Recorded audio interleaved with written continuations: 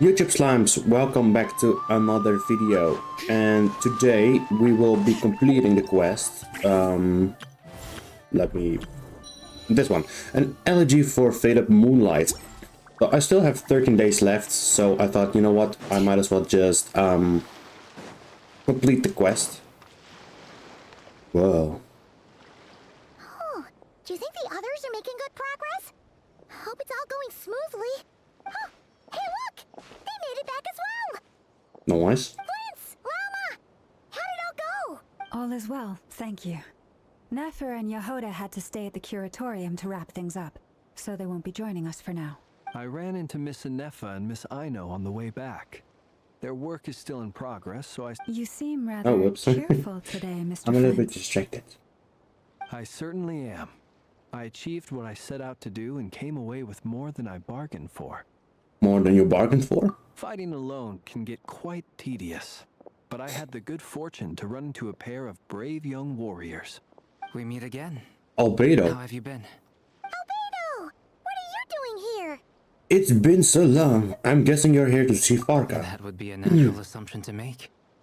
It's also the correct one. And behind him is Durin.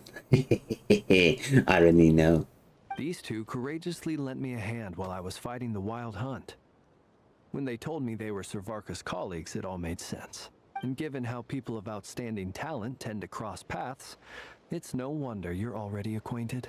So, who's your travel buddy, Albedo? Why don't you come and introduce yourself?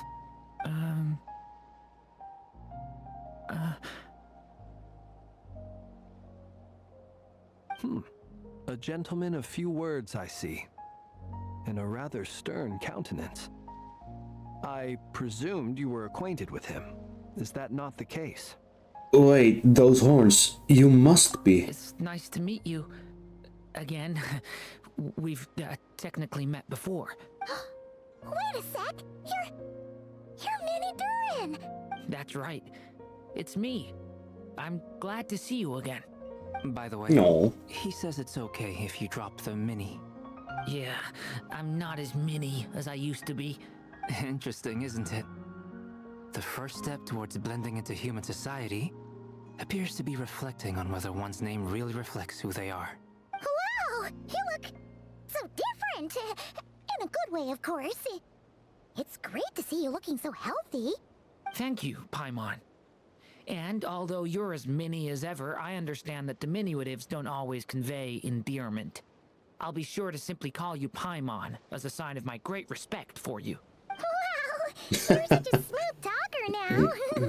Paimon could get used to this. From now on, you may refer to her as your esteemed guide, Paimon. Little Paimon is pretty tiny after all. Personally, I think our little Paimon is the perfect size. When people call her Little Paimon, it's just because she's so adorable that they can't help themselves. If that's not a sign of endearment, what is? You're True. absolutely right, Miss Lauma. My brother still has a long road ahead of him when it comes to understanding human relationships. Anyway, speaking of long journeys, didn't Columbina, leave with you? How come she isn't back yet? She's been catching up with old friends. Wouldn't be surprised if she stopped for a cup of tea or 10 on the way back. Uh-oh. People are talking about me. Hope it's nothing negative. Seems like she's in much better spirits after meeting her old colleagues. Judging from your expressions, I'm guessing it all went well? It's getting crowded here. I'll go grab some I'm dying. chairs. Help. No need. This is a job for an alchemist. I'll whip some up momentarily. Thank you for your hospitality, ladies and gentlemen, but I was merely escorting my friends back. I'll be meeting Sandrone shortly, as we still have some things to discuss. It's been a pleasure, everyone. But this is where I'll say goodbye. We really appreciate your help.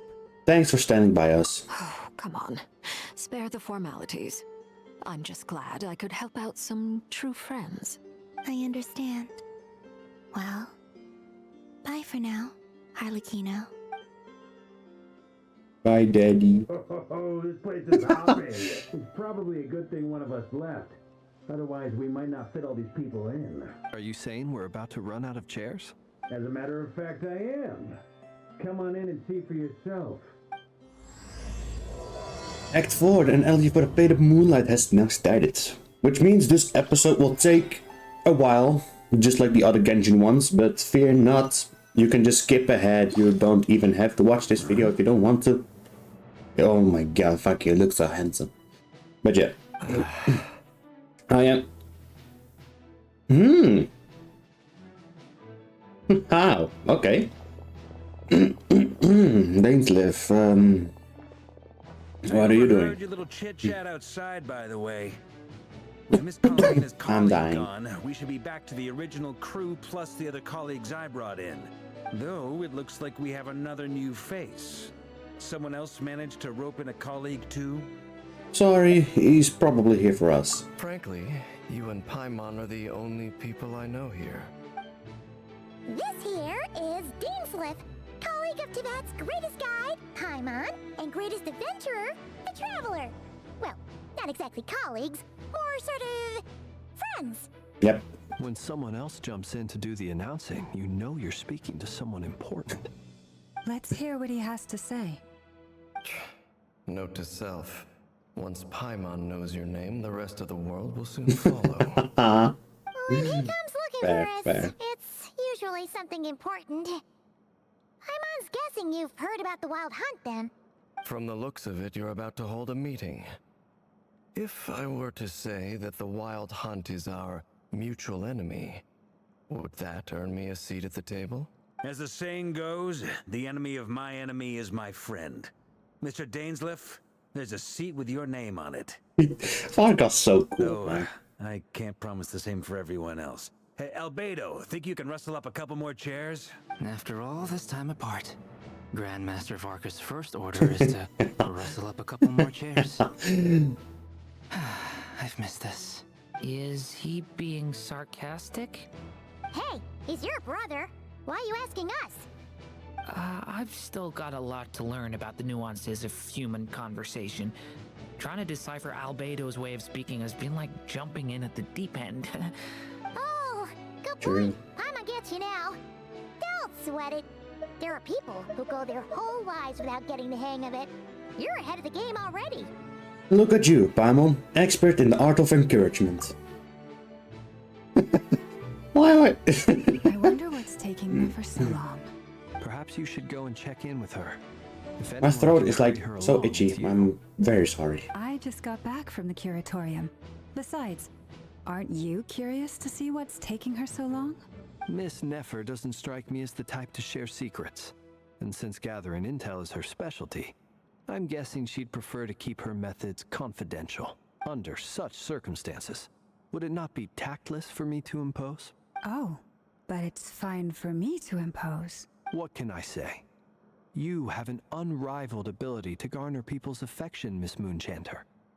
Besides, you have far more in common with her than I do. All right then. She just doesn't want to go out. She barely fought back at all. I admire your powers of persuasion, my friend. As I'm sure Miss Lauma will realize soon enough, the trick in life is to always pitch in with other people's responsibilities so that you can be selective with your own. Another trick is to simply hide in the background. Spoken like a true sage. Anyway, looks like we've got some time to kill before the meeting. Let's take a little breather, folks, and feel free to chat amongst yourselves. We'll get down to business once the other two arrive. Yeah. So I've been wanting to record a little while sooner, but due to me getting a cold and sick and everything, You're both it awfully wasn't really quiet. possible. Why don't I start us off with an icebreaker? Much obliged. Have either of you ever had your portrait painted? If not, I'd be glad to help. That sounds like a lovely idea. You know how to paint, then? I dabble occasionally. He's an excellent painter. Tables, chairs, people, dragons, you name it. He'll paint it for you. I'm flattered. If I ever get the chance, I'd like to give it a try myself. I'll bear that in mind. Anyway, how about you, Durin? What sort of portrait would you prefer? Oh, I'd be fine with anything. Whatever style feels best to you. Very well. Then I'll play it by ear. You can replicate any style I want? I can try. If you show me a sample, I'll do my best to match it. Thank you. In that case, I'll dig up some reference material for you. Okay, so they're just kind of chilling. I'ma wait with you for a sec. Man, also, finally I can show you slabs, because since it's the banner of Le Daddy, Le Arlecchino, I actually have gotten her C6 now. So yeah, kinda wanted to show the good news. I won the 50-50, so I'm so super duper happy. You're not alone there, my friend. The Lightkeepers also struggle to bring everyone together for a serious discussion.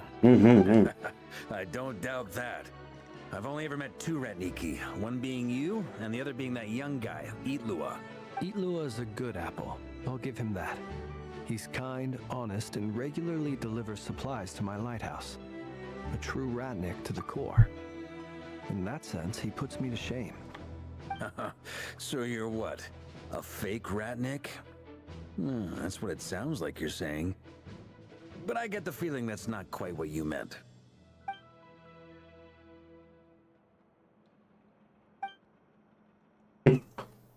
Come on, why the awkward silence? Sorry. I'm not even gonna bother trying to hide it. You've known all along, haven't you, my friend? Now that was an awkward silence. Let's just keep this between ourselves. Probably best if Eatlua doesn't know, huh? That goes without saying. Gotta be careful what you share with youngsters, after all. Anyone else in the know? Let me guess. The Traveler and Paimon? It's dangerous being too sharp for one's own good, you know. Then, in the name of the Animo Archon Barbados himself, I swear, your secret's safe with me. When we went for drinks, you said that you and Barbados were practically best buds. In the light of that claim, do you really expect me to take your oath seriously? Of course.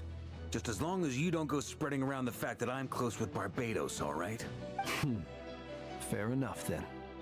Nothing like a bit of mutual leverage to seal the bonds of friendship.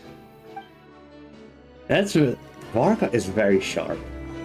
Is there something you'd like to say to me? Yeah, the fuck are you doing over here? Without even giving us a heads up. If you think back to our previous interactions, you may recall that that's hardly out of character for me. You do have a point there. Sorted out your accommodation yet? Oh yeah, you'll need to find somewhere to stay the night too, right? Want to tag along with us? You never know. We might get a group discount. Sure, let's do that. Great! Paimon will handle it. And in return, we can get Dainslift to be our very own personal bodyguard. Paimon, you're thinking out loud again. If that's what you had in mind, you should have said so sooner. I'd be happy to help. Oh, okay then. Paimon was only kidding, but good to know. Anyway, I wouldn't mind though. Dainslift is a good guy. we might as well watch each other's backs. That's just what friends do, right? Indeed. Thank you. Sigma. And now Llama returns with Never. My throat is like itching and aching, man. But at least I feel good enough to record. Ah, Miss Nefer. You made it after all. Also, one thing to notice, if you're still listening and watching actually, this is all being recorded before I played Expedition 33, because because currently it's the 19th of November 2025. This will probably be uploaded in January of 2026, I think. Or maybe even in February or March or April, or I don't know, like when I have time, and probably have uploaded the entirety of Expedition 33. But yeah, I hope you enjoyed it, and I don't even know if Expedition 33 is any good actually. I heard it was good, but that's about it. I haven't played it, I haven't watched anything, so I'm very curious. But what about Yehoda? But by now, I'm here to give you an update on how things are going on I've our end. probably beaten it. Once this is over, I'll be heading straight back to continue my work. I left Yehoda back at the curatorium to watch over things while I'm gone. Huh. So much for just this once. Not so loud! We're on a roll here. What if she remembers and suddenly decides to back out? True. Did you say something, Mr. Varka? I didn't say anything. Right, Flints? Must have been a frog. Must have been a They frog. get so noisy around here at nighttime. It's like they're putting on a concert in the background. No, there's actually a frog, huh? Before we begin, Crazy, there's a crazy. few introductions to make.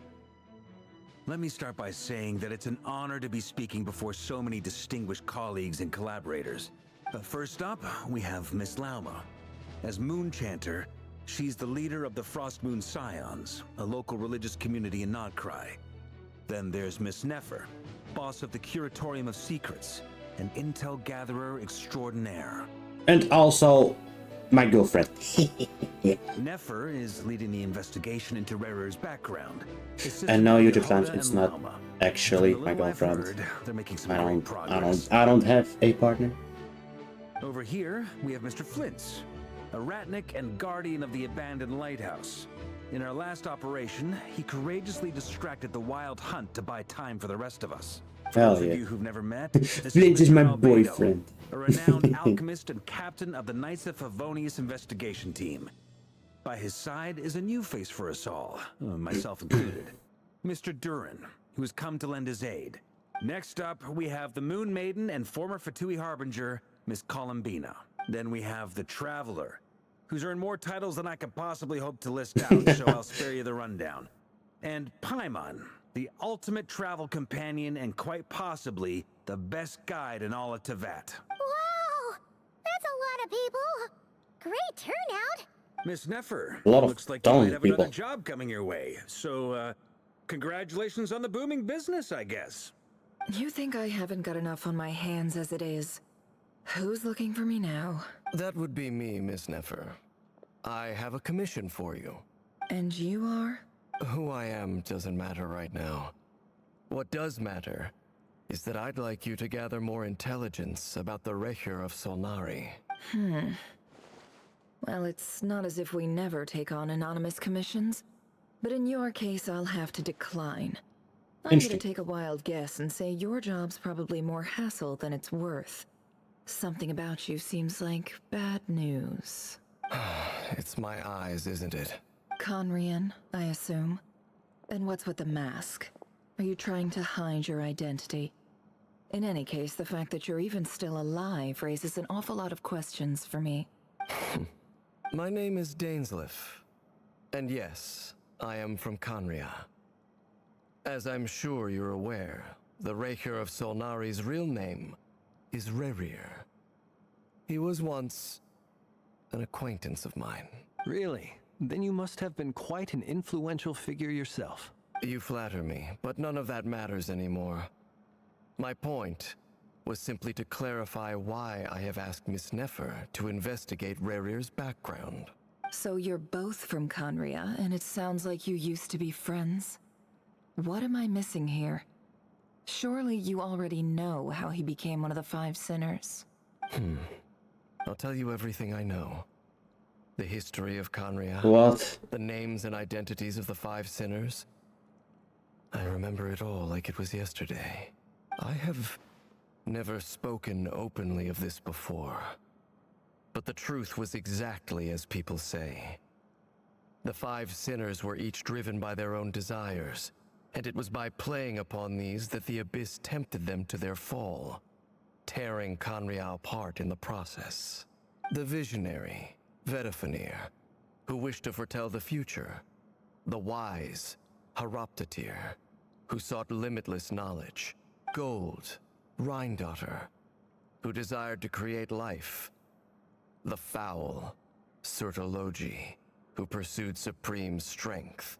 And last, but not least, Recher of Solnari, Rerir, Ravager of the Moon. Of the five, Rerir is the only one who remains a mystery to me. He never harbored grand ambitions. So what changed in the space of a single night?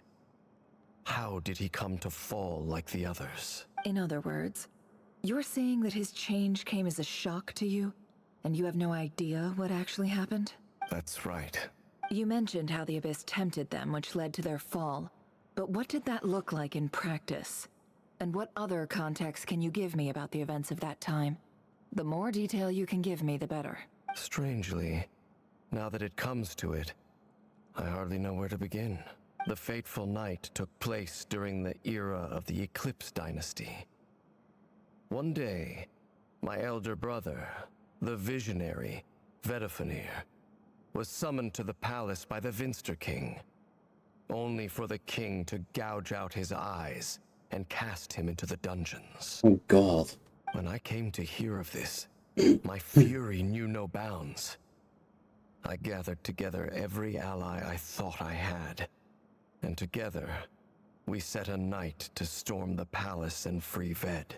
Centuries on, the memories of that night still haunt me, like a never-ending nightmare. We broke through the palace gates, just like we had planned, each striking towards our separate targets. But then, I was betrayed. Even Vedifenir, the very person I had come to rescue, abandoned me and partook of the Abyss's power. So, it's personal after all. Then tell me, Mr. Dainsleif, what price are you willing to pay? You, of all people, must know that nothing comes for free. I cannot say what price would be worthy of such a commission. But know this. Rerir was not always a madman. Believe it or not, there was a time when he was just an ordinary man, working for the Conrian Intelligence Service. Uncovering the truth of Rerir's past is the only way to unravel this mystery. But before you decide if you will accept my commission, I will tell you more about him. Enough, I hope, to help you plan your next move. Sounds pretty good to me. Feels like we just flagged down a random passerby, only to discover he's actually a master strategist who has a score to settle with our enemy. Must be all that good karma I've been building. Who knew having a Conrian friend would come in this handy? Can I borrow your halo? It could be useful in the lighthouse. Hey, enough with the wisecracks! Besides, isn't that lamp of yours bright enough already? Relax. It was meant to be a compliment. If that was a little over the top for your liking, I'll make sure to tone it down next time. I'll give your proposal some serious thought, Mr. Dainsleif. Let's speak in private once the meeting is over. Before that, there's a few things I'd like to share. And suddenly, I was talking. You recount the meeting the Knave and how the iridescent moon's marrow was retrieved from the Crimson Moon's space. You make it clear that the Knave chose to help you of her own accord, then conclude by reporting how the hearts of the three moons are finally in your hands. Now that we've united the hearts of the three moons, your power should be greatly enhanced. But it seems like that hasn't happened yet. I believe it will take a little longer. You've done so much for me, so I want to be completely honest with you all. Even though I'm doing a lot better now, the truth is, my recovery will likely be an ongoing process. From the moment I was born, my power has been slowly ebbing away.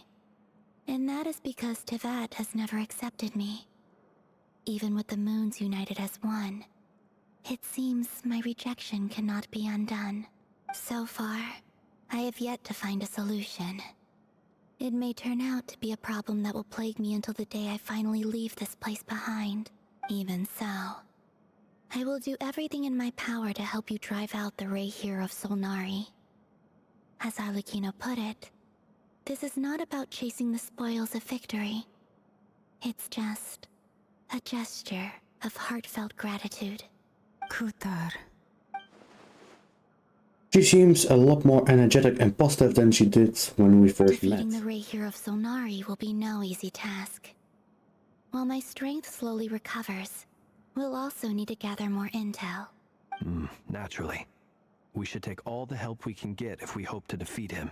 We've considered several viable plans now, but our choice hinges on the answers to a few key questions. Is it even possible to kill Rerir? What experiences shaped the person or monster he became? And what's he really after? Given Albedo's expertise in alchemy, I think we should leave him to try and answer the first of these questions. Understood. As for the other two, I'm afraid we'll have to count on you again, Miss Nefer. Believe me when I say it's not my wish to burden you.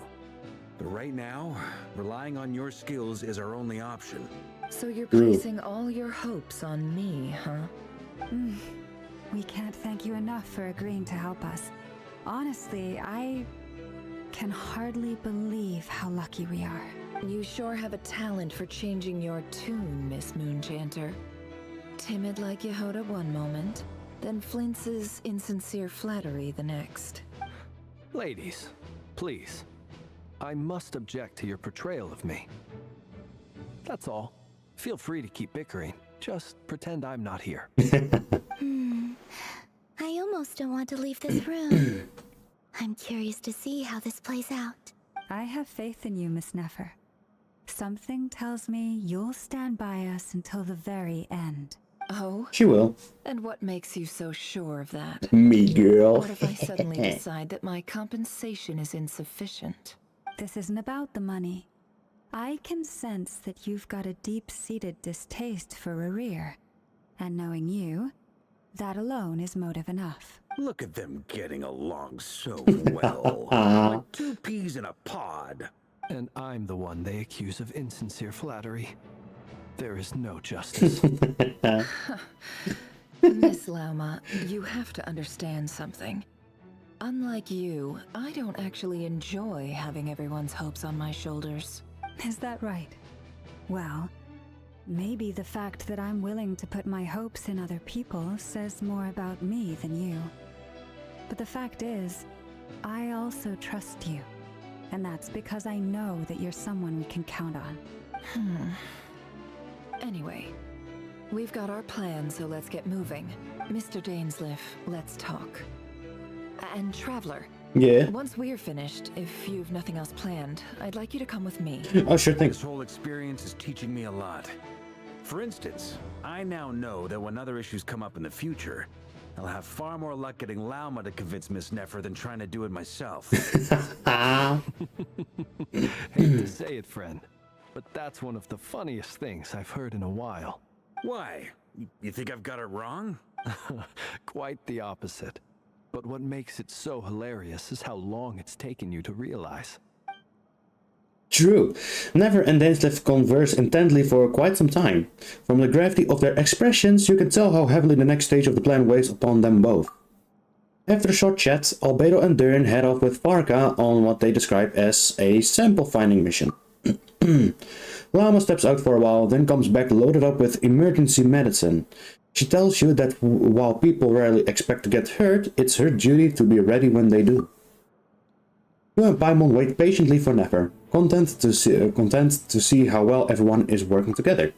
Once Nefer is finished, you follow her and Lauma back to the curatorium. Naruhodo, naruhodo. Let's see. Wow! We're back here. What up, Ashru?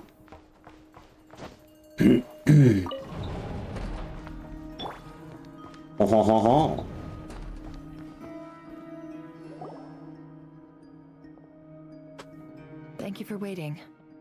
It's okay. We actually used the time to help Dainsleif get a room at the hotel. That's very considerate of you. Now, I trust you share my curiosity about Rerir's past, and you seem fairly familiar with Mr. Dainsleif already. That's right. We've known each other for quite some time. We spoke at some length after the meeting. He was the one who suggested I should invite you to join this operation. He feels confident that these secrets will be safe with you. Dane has a lot of faith in us, that's for sure.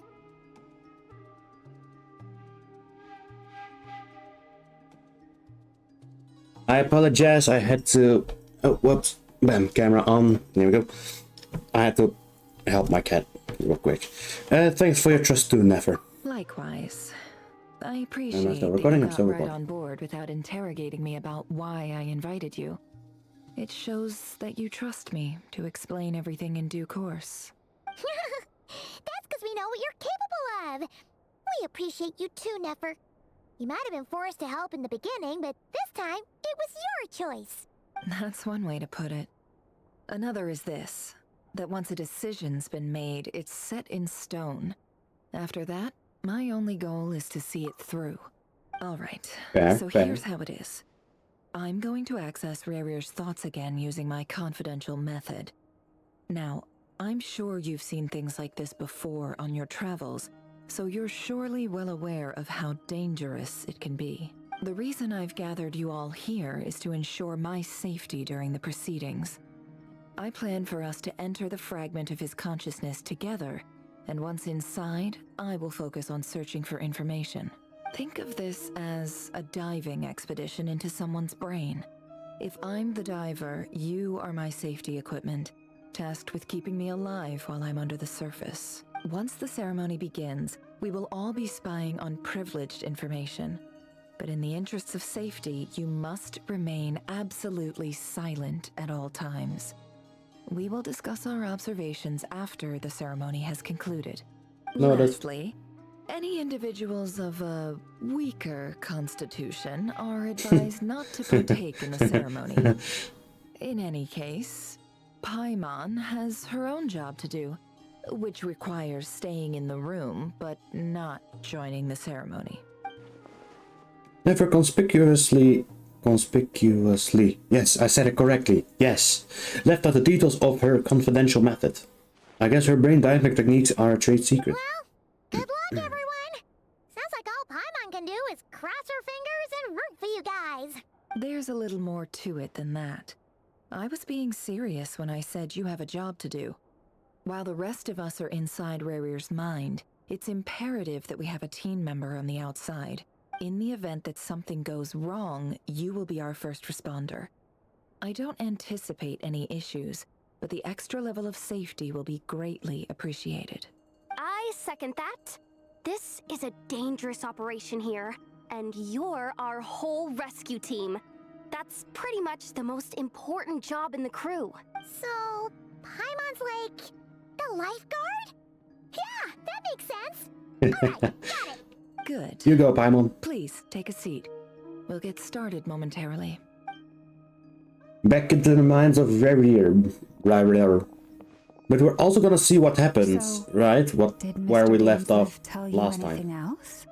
He told me that he believes Rerir kept some big secrets in his life. He's not sure that they were the cause of his eventual downfall, but he's asked me to uncover what those secrets were all the same. But surely you're not planning to go through with this, no matter the cost. If you think that, you'd be overestimating me. I'm a businesswoman, not a mercenary. But I do have my own professional reasons for taking this job. You think I'd turn down the opportunity to get a first-hand glimpse into Conrian history? No chance. Well, as long as you don't let morbid curiosity get in the way of safety concerns, we're good. We'll do whatever we can to help you. You're such a killjoy. She's got incense candles. Almost feels like a summoning ritual. Seems like Nefer still has no intention of sharing her trade secrets. But now is not exactly the moment to pry. I see there's a chess set on the table. Could that have something to do with her intel gathering methods? Alright, I'm good to go. All set over here too. I'm ready as well. Promise, Paimon, you'll be extra careful. Pinky promise. Alright.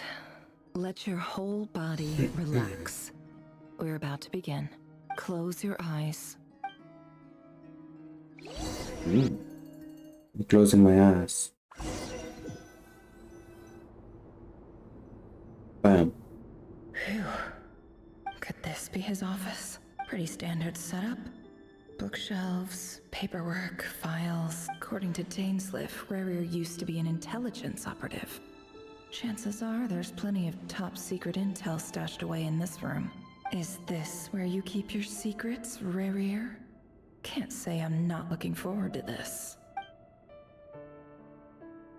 Ooh. Investigate documents. A file tucked inside a folder. The title reads, Dear Breakfast Shop Owner. It's a list of names, but at this stage I have no idea who any of them even are. Let's just focus on the objective. He looks even gloomier than last time. I wonder what's changed.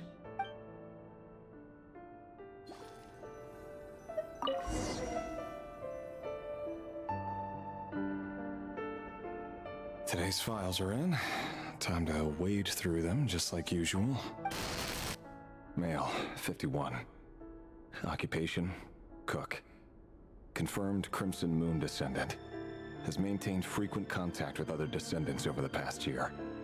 Poses a threat to the dynasty. Neutralized. No, it's not. Should be archived under purged targets.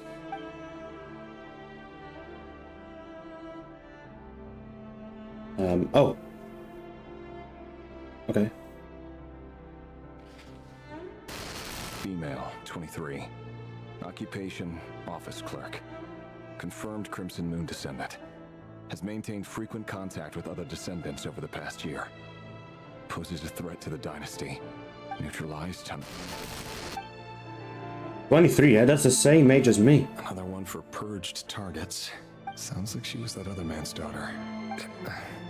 Never mind. What's it got to do with me?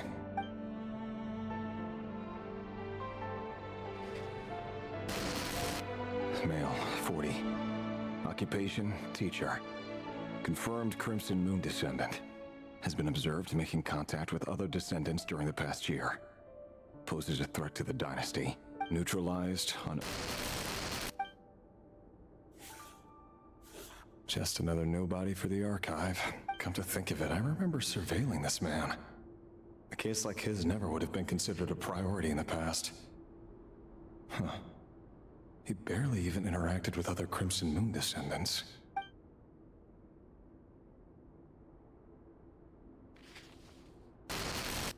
Female, 16. 16? Occupation, none. Orphan and confirmed Crimson Moon descendant. Has been observed making contact with other descendants during the past year. Poses a threat to the dynasty. Neutralized on... Oh, shit. Filed. I have no recollection of this girl. None whatsoever. She doesn't seem to be anyone important, but then again, how many of them really are? Female, 13. 13? Occupation, none. Orphan and confirmed Crimson Moon descendant. Has been observed making contact with other descendants during the past year. Poses a threat to the dynasty. Neutralized on... Oh my goodness. Filed.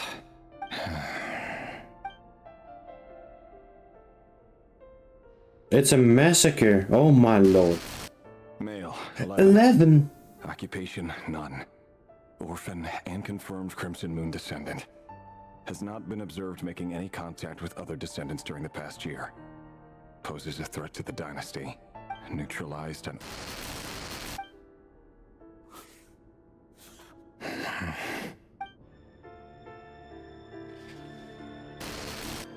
Male. 6. 6. Occupation, none. Orphan and confirmed Crimson Moon descendant. Poses a threat to the dynasty. Oh my... It's funny, isn't it? Your job is becoming both harder and easier at the same time, depending on how you look at it. Sooner or later, the Crimson Moon descendants will be completely wiped out. But as their numbers dwindle, they become harder and harder to track down. That's not how it is.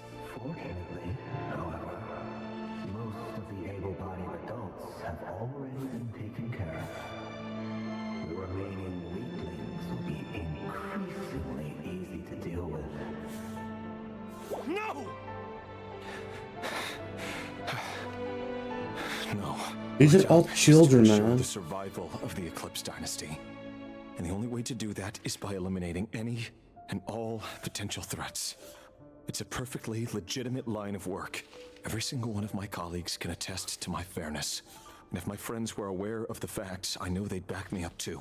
Assuming, of course, that they were aware of all the facts.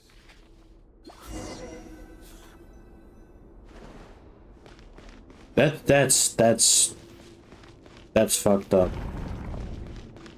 That's really fucked up.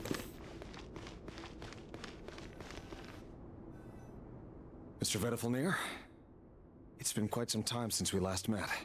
Rerir, I trust you're here because you have something important to discuss. Forgive me. I wasn't tuning out, it's just, I noticed you didn't even phrase that as a question. As if you knew I was coming. Tell me, does someone in your position ever feel the need to ask questions? It is indeed within my power to foresee certain things. Things like your arrival. I was just thinking, it won't be long before I'll be inviting both you and Dane to my wedding. That isn't a lie, but nor is it a fact as such. It's a wish, isn't it? No fooling a prophet, is there? Ever since that day we met for drinks, I knew it was only a matter of time before you came looking for me. Does it feel good? Knowing how the future will unfold. I'm afraid the notions of good and bad fail to capture the complexity of what such a power entails. Once you've seen what will come to pass, it can be all too easy to succumb to fear and melancholy. Unless, of course, you learn to abandon these feelings. You fear my silence, and long to hear the words I left unspoken that day. That's right. You must have noticed my reluctance to broach the subject. And the reason is simple. Because the truth could never have lived up to your hopes. For both our sakes, such words are better left unsaid. The burden of prophecy was never meant for your shoulders. So who exactly do you deem worthy to hear your prophecies? None but our exalted king? Or rather, our king as he once was. You're closer to his majesty than I am. You must know better than anyone how much he's changed. You say that as though it is to my benefit. Yet precisely because of that, I dare not speak rashly. A king can turn out to be the most virtuous of rulers, or a tyrant more terrible than the most vicious of dragons. You are so wise and far-sighted, yet still you would have me live in fear of the unknown? You make a fair point. Especially given my silence alone was all it took to send you spiraling downwards. Very well then, let me offer you some advice. And I say this not as a prophet or a visionary, but simply as the brother of your friend. For many reasons, there is very little chance of your marriage ending in happiness. If happiness is what you seek, you should find another fiancé. Ouch. Hold on. There's that same black fog again. Could this memory belong to Thelindis? Guess I better tread carefully. Wow. Trippy.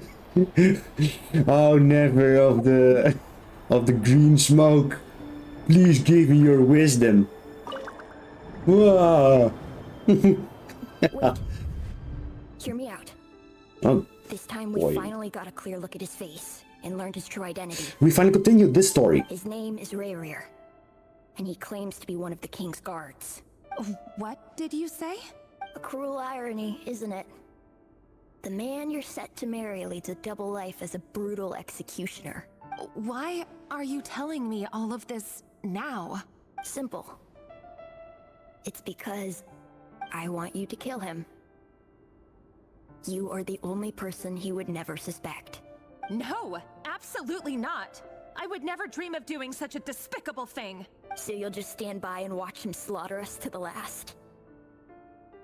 Do not forget that the blood of the Crimson Moon flows in your veins too. The blood of the Crimson Moon? What does that matter now? The dynasty has long been dead and gone. You think that alone is reason enough for me to throw away everything I have? Why wouldn't it be? You two were once a child of the Crimson Moon, just like me. Don't tell me you've never felt so much as a flicker of fury for the way we were trampled into the dust. As long as you promise to abandon this pipe dream of restoring your dynasty, I can try to persuade him. Or have him persuade the Vinster King. Persuade the Vinster King?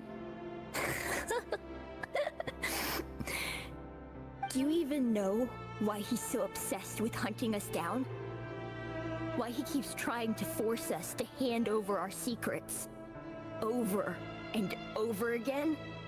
Or why we refuse to give up on restoring the dynasty? The Vinster King. A blind fool. His eyes clouded by powers from beyond this world. A petty little man with a miser's heart. And he dares to sit upon the throne? Mark my words. Sooner or later, Conria will fall. And it will be his doing. If you can't bring yourself to do it, so be it. Just you watch. It won't be long before calamity descends upon us all. The Rehir of Solnari. That really is quite a secret you've been keeping from me, Rerir. But who am I to talk? Am I really any better? I've kept my own past a secret this whole time too. Love should be built on honesty. But ours was born from lies. And yet, is it really so wrong to hide things that would only make life harder? If we don't cover up the parts that no one else should see, how can we go on pretending to be normal? Vedifulnir must have known all this. And that's why he made his prophecy.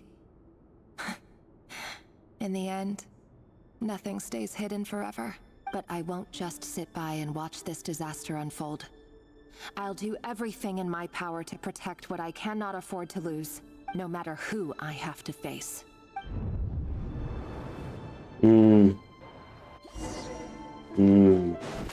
Huh? Was that Rerir who just walked past the window? Doesn't it give you the chills that he still takes the same road to work every day? As if nothing ever happened. Those people at the deli. Enough already. They're clearly pretty taken by their own disguises, so just smile and play along. Pull the rug from under beasts like that, and risk having your throat torn out. Deli? Oh. They're talking about those people from the opposition. Right. I'd almost forgotten they used to run a deli. People of no consequence always vanish so easily. And no one even remembers them. This is such an interesting story. Surely you can see he's not the man he pretends to be. So many have died already, and they say that the king's madness grows with each passing day. We're not going to survive this, are we? But why does it have to be this way? Do we really deserve to die just because of the blood that runs through our veins? Felindis, are you even listening? Sorry, Freether. My mind was off wandering. I heard you, though. You're talking about what Rerir said. He's just following the king's orders. He's a secret agent, and it's his job to hunt down rebels and dissidents. By the time you first met him, he'd already taken lives. Maybe he was using you from the very beginning. No. Rerir has no idea I have anything to do with the Crimson Moon. My family are only distant relatives of the main lineage, and besides, my eyes are perfectly ordinary. Truth be told, apart from my teacher, pretty much no one knows I have any connection to any of it. It's been a long time since my family severed ties. But as Orlog said, who could possibly talk sense into that raving lunatic of a king? No one. I'll work something out. Trust me, I'm with you all. But for now, you need to keep yourselves hidden. Don't let anyone find you, anyone at all. Don't forget that Rerir is an Eclipse operative. You need to be extra careful when he's around. And when I am too. For now, don't come looking for me. And if anything happens to me, just act like we've never met. If even you can't escape this, what hope do the rest of us have? But after all this time together, surely he wouldn't lay a hand on you. I won't speak in his defense, nor can I give you a clear answer to that question. But I'll do everything I can to put an end to this. Here, hold on to this. If an opportunity to escape presents itself, take it. You'll be glad you took some spare change. You call that change? But what about you? I've got a job, and there's still money coming in. But you can't go anywhere right now. Please think about yourself for once.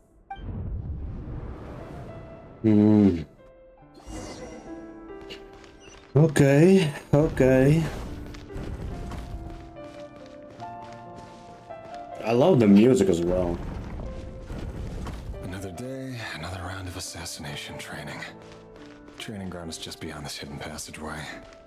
When you kill a person, doesn't it bother you when you end up covered in their blood? Why would it?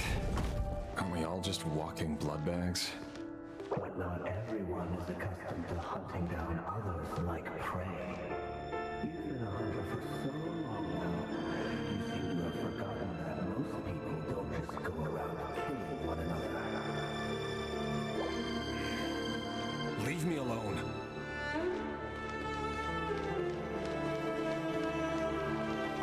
Begin training. Make sure you have a firm grip on the handle. Then choose your angle well. Keep your movements light and brisk. Pray one sense a thing. I'll bet no one ever died a quiet death at your hand.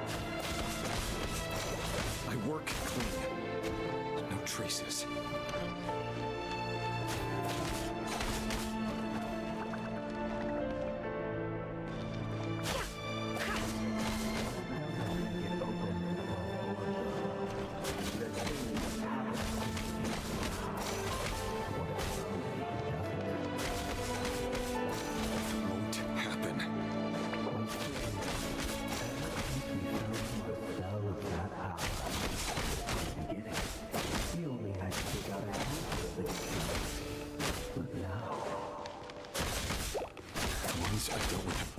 Guilty, and I've carried out my work flawlessly.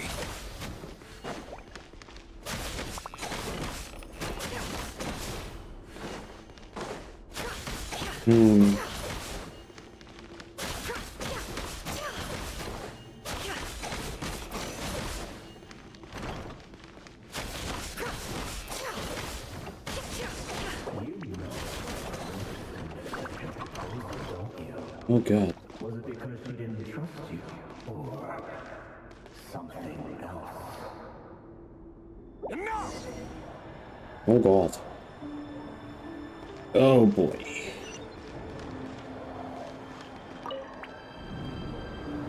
Delindis, do you still remember Orlog?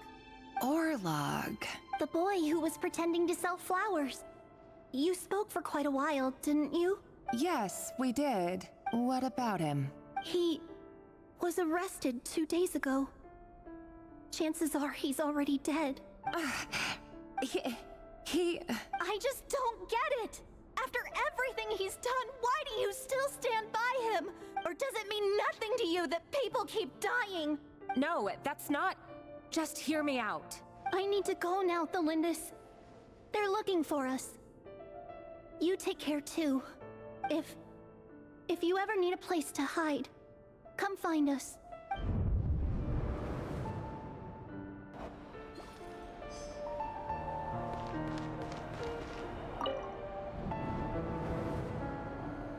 My future model may be smiling, but I haven't enabled that smiling is sensitive. I can't frown or be sad, but this is fucking horrible. Over the course of this week, the research object was subjected to interference for a total of 47 hours for experimental purposes. The results are as follows. All subjects of observation that were sent inside have now... The situation within is proving more problematic than anticipated. No progress whatsoever. What now? Won't you give me even a glimmer of hope? Things are getting worse by the day. I have to find a way or we'll all be in danger. But I... If all this research comes to nothing, what then? Sooner or later, it'll be my neck on the line. But could he really bring himself to kill me? No. Surely he wouldn't have the heart.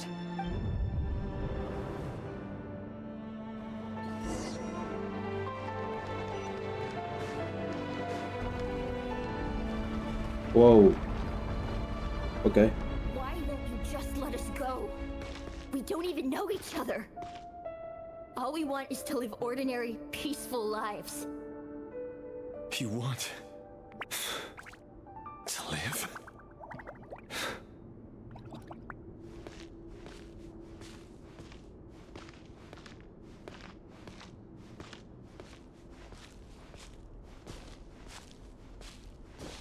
Yes. I just want to go on living.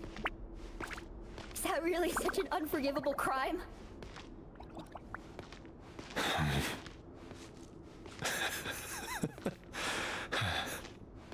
You want to go on living. I want to keep living too. To keep living forever. That's why I have no choice but to continue on the path I'm on. If only some savior would suddenly swoop down and change the way the world is. Too bad that's not going to happen.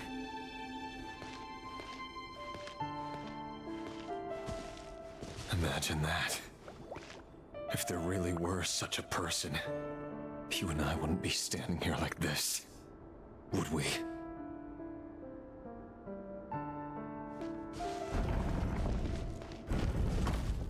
This is such a tragic story, man. What the hell? Files are in. Time to wade through them just like usual. No, I don't get tired of it. It's my job. And not only am I lucky to have it, I'm good at it too.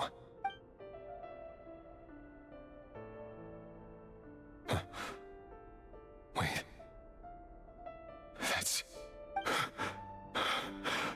Thalindis?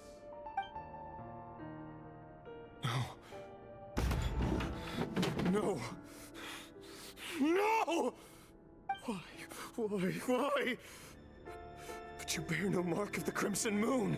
How could you possibly have anything to do with them? It cannot be. A diluted bloodline. Carefully concealed. I see it now.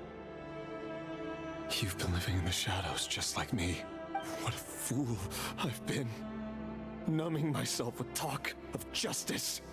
Even imagining my friends would back me up. But in the end, Irminsul. Finster King! How far are you going to take this? From the direct bloodline to secondary offshoots? And then what? Today it's the descendants of the Crimson Moon. Who will it be tomorrow? Will you not rest until everyone down here is dead? No. This cannot go on. This is where it ends.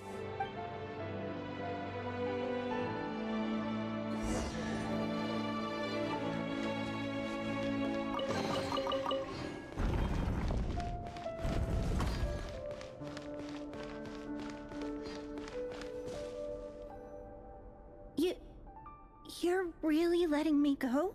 I am. As long as you can guarantee that no one will find you. Don't worry, I'll be extra careful. No one will know I was here. But... what about you? Me? If you let me go, you won't be able to complete your mission, will you? Good point. In that case, maybe you should stay. No, please! I just want to see the outside world again. To... Go on living? Yes. I know you're a man of your word. So please, just let me go. If I let you leave, what will become of me? Just kidding. Go, now. But remember, don't let anyone know you were caught. We'll be seeing each other again very soon if you do. Even shadows in the dark must live by a code. But you can't save everyone. You've been whispering in my ear for days now, Vettelnir. What are you trying to do? Break me down? I only say this because you long for an answer to your problems. Let her go, Rerir, or you risk losing everything. I will not abandon Thelindis. Then you'll need a little more vigilance and a lot more power. The world is changing, Rerir. Keep your eyes peeled for your moment of opportunity. That voice used to be so unclear, but now I know exactly whose it is. It's Vettelnir. He won't tell me how to actually resolve any of this, but he keeps trying to manipulate me like a puppet. What's his game here? Tell me then. What will this moment of opportunity look like? And no answer. He's like a ghost. Always disturbing me when I'm on edge, but never answering when I need him most. So, the Eclipse Dynasty was purging, well, massacring the descendants of the Crimson Moon. And it seems like it was all connected to the Vinster King's research. The King's obsession with abyssal power left the future of Conria hanging in the balance. No wonder every aspect of Rerir's life was so unstable. And it looks like this Thelindis, Rerir's would-be fiancée, herself belonged to a sub-branch of the Crimson Moon Dynasty's descendants. It almost defies belief that a couple like them could hide the truth from each other for so long. If the Vinster King hadn't intervened in such a drastic way, they might have gone on deceiving each other for the rest of their lives. And why does Vettelnir, Daneslif's older brother, keep talking in Rerir's head? This guy kept more secrets than I ever imagined. The human mind is like a vast desert of shifting sands. When you follow the flow of someone's memories, you only ever see the parts they're willing to let surface. Time for something a bit more creative. We've been inside Rerir's mind this whole time, building up a picture of his psyche. There's already enough clues on the board to start reading between the lines and mapping out the rest. Now, we can finally begin to put the pieces together. Sure, it'll only be a reconstruction, part simulation, part reasoning, but it's usually pretty accurate. Once we've built up a cognitive profile, we just need to cross-check the logic behind his actions. And then we'll be able to take a sneak peek at whatever it is that Rerir has really been hiding.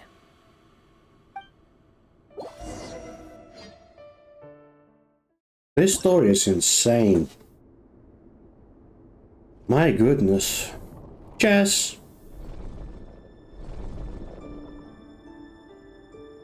I'm just so sad. Are you there?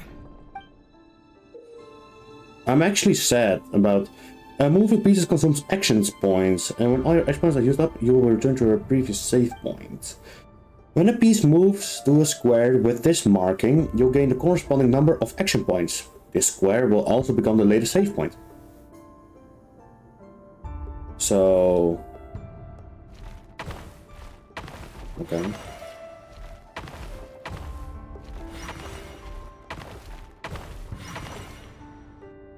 Hey, Rerir! Come out, it's urgent! Dane? What's wrong? Quick, come with me. I'll explain everything once we've met up with the others. Is that why it never has chess pieces? But the Lindis is still over at the Universitas. I'll need to leave her a note. All right then, but make it quick. I've never seen Dane so worked up before. Whatever this is, it must be big trouble.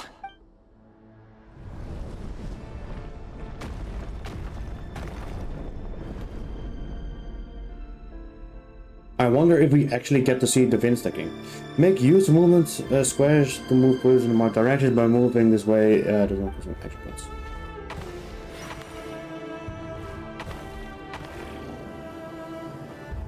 Oh shit.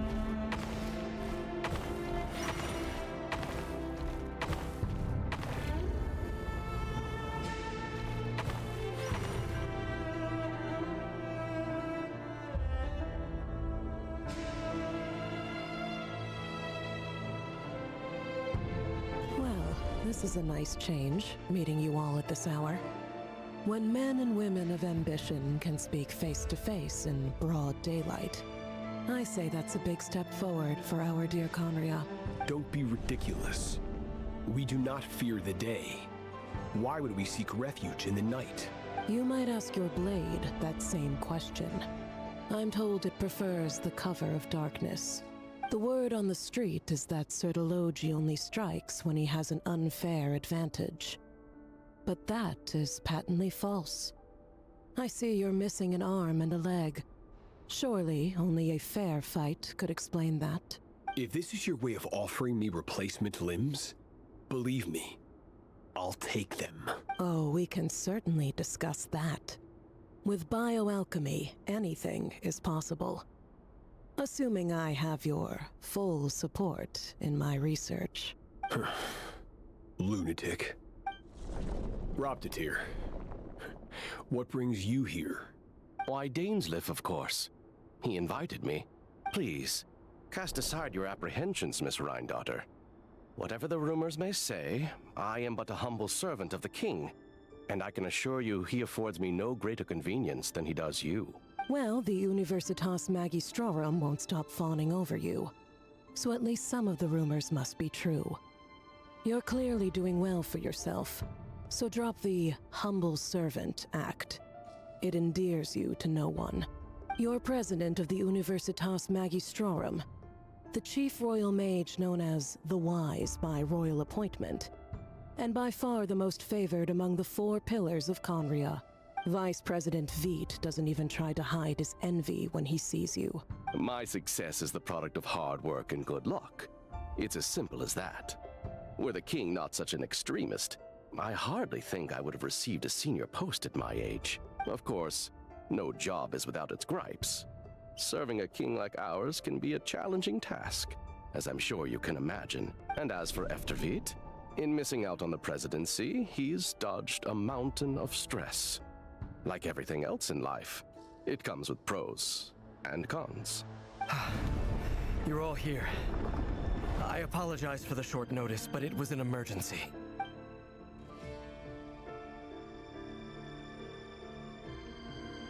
You must be Rerir.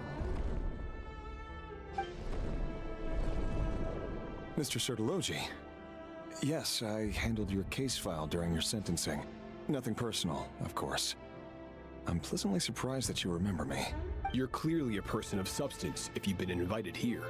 But Dainsleif, you'd better have a very good reason for convening this little gathering. It's my brother, Vedofenir. After he spoke at the court this morning, the king was so infuriated by his words that he had him blinded in both eyes and thrown in prison. Vedofenir in prison? Strange. I thought the king trusted him and Horoptatir more than anyone else in the world. Does this mean the king's circle of trust just got even smaller? It has nothing to do with trust. It's about what the king wants, which is as clear as day to anyone paying attention. I simply appease him, because it's in the best interests of the Universitas Magistrorum. And also because you're slimy. Vedofenir, perhaps less so. But still, a visionless visionary? It rather inclines me to think that qualifications are not what get you ahead in Conria. Do you honestly think this is an important discussion to be having right now? Dane, what are you planning to do? Rescue Vedofenir, I assume. Correct. It will mean storming the palace by force. Tonight. I need all of you on my side. That's far too dangerous. And don't forget, Dainsleif, you're captain of the Royal Guard. You swore an oath to the throne. Hmm? You've been planning this for a while, haven't you? I have no desire to commit treason. But whatever critique the king may have of Vedofenir, disfiguring your most loyal subject for putting the best interests of his court and nation first, this is not the conduct of a wise ruler. My blade will force the king to see the error of his ways. So, Vedofenir's prophecy enraged the king. I'm sure it wasn't what he wanted to hear, but if he won't take counsel even from the visionary, that is deeply troubling news. The extent of His Majesty's madness is now all too clear. The question is, How does a man like me get out of this situation unscathed? You have noble ambitions, Dane.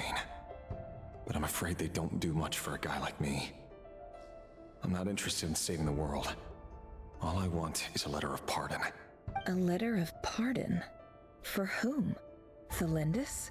The chances of the Vinster King issuing a pardon for anyone connected to the Crimson Moon seem vanishingly slim. I have actually no words to say at this story thing, man. This is ridiculous. And with ridiculous, I mean ridiculously cool. Over the board must have some connection to Thelindis. But why is it taking this form? Does it have something to do with Revir's past?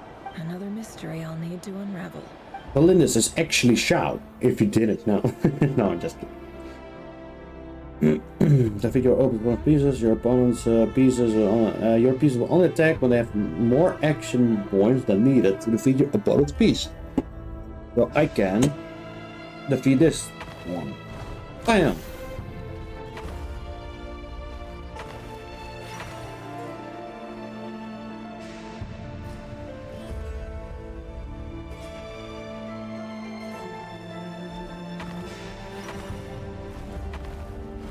Bam! Oh. Yeah, that's not good. Maybe... Oh, but now the pathway is cleared though. Bam!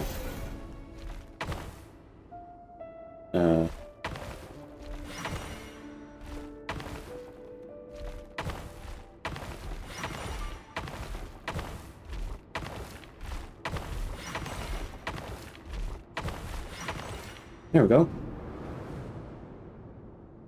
But yeah, apologies if I'm so silent, because I'm actually paying attention a lot to the story of what's happening, and I really don't know how to react to all of this. It's just so much, you know? Over the course of this week, the research object was subjected to interference for a total of 60 hours for experimental purposes. The results are as follows. Research dating back to the Crimson Moon Dynasty has established 2 points regarding moon marrow. Firstly, its origins have something to do with a god's power. Secondly, it serves as a portal to an as-yet indeterminate location. Moon marrow can thus be defined as a spatial gateway. However, there are a number of hurdles to overcome before we can answer the question of where it leads to. To start with, opening the gateway requires a specific power source, which the relevant literature indicates. An enormous amount of power is then required to keep the gate open. Currently, the total power output of our instruments remains in the single digits. To make matters worse, I am now the only staff member remaining in the Moon Marrow lab. The Universitas Magistrorum recently decided to move most of its personnel into abyssal energy research, which has stymied all Crimson Moon-related projects. This is not a wise move. I have always maintained that placing all our hopes in a single source of power is risky, especially one as poorly understood as this. As well as making ourselves overly reliant on a single resource, we are neglecting other promising technologies. I apologize if this comes across as disrespectful. But as a Moon Marrow researcher, I desperately want to see the world beyond the gateway. If we really made it there one day, what would we find? And how would we go about taming the unknown? My imagination is endlessly fueled by questions such as these.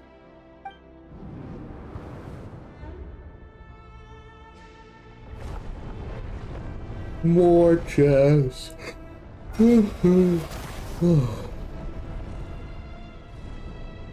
to go back. Back over there. Question, can't we ignore the dudes? You know?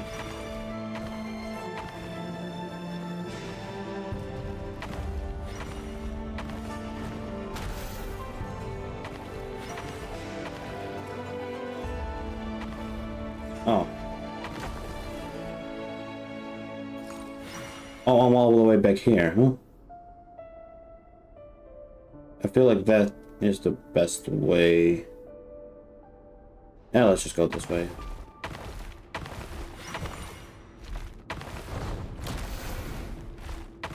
Ah, that's fine. Hey.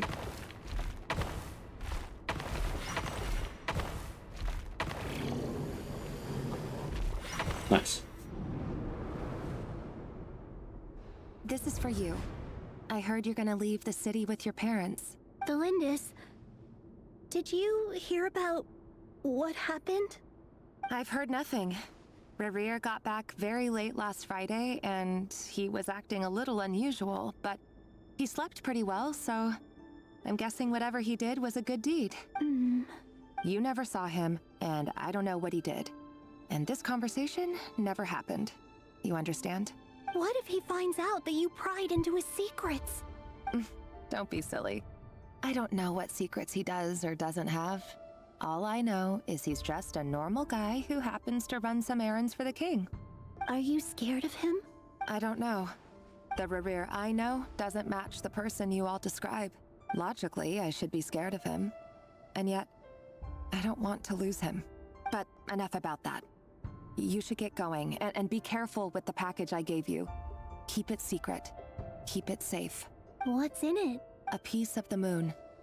All you need to know is that as long as you keep it safe, then in the future, everyone will be able to see a red moon. A red moon? You mean our moon? That's right. Our moon. Promise me you'll look after it. I promise, Delindis. The Crimson Moon bloodline will never die out. Its light, the color of blood, will become like a fire that flows in our veins, no matter how long it takes.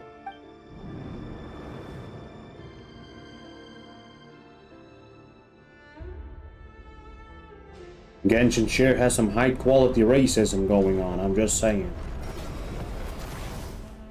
This story is crazy. Oh boy.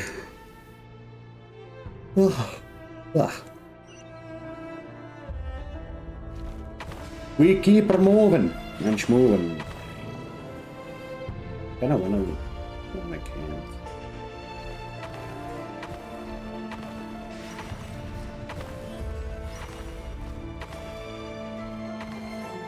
Wait, what? Yeah, I feel like I need to go back here.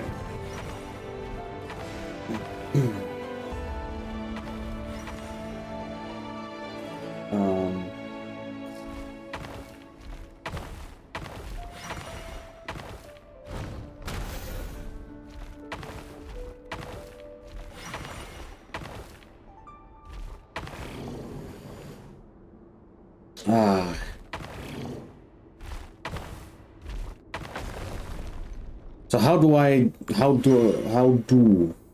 huh?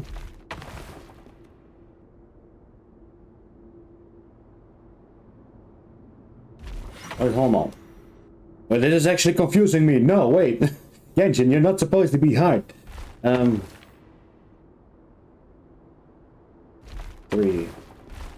Oh, here we go. That actually makes a lot more sense.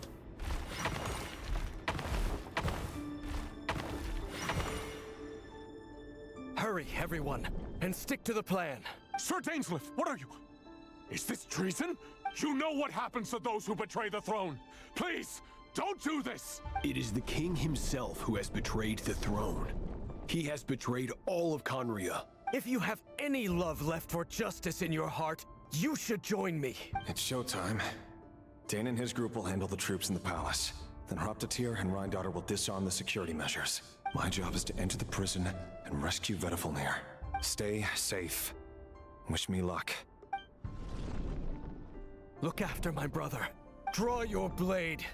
It is time for justice to prevail. Oh, snap. Asserta Logi was Skurk's master.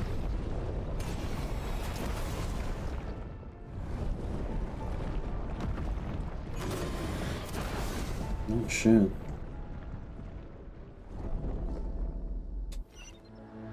Okay.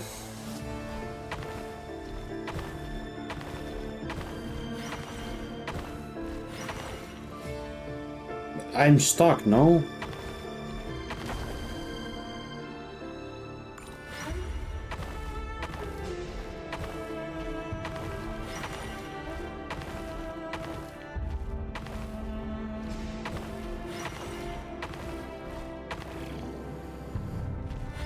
Okay.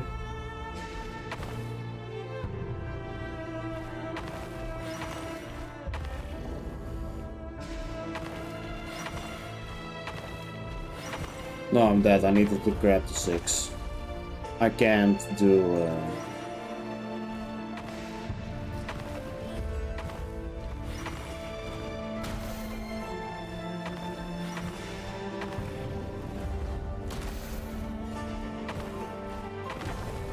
This is fine. Oh wait, I can just do this. This will give me a little head start.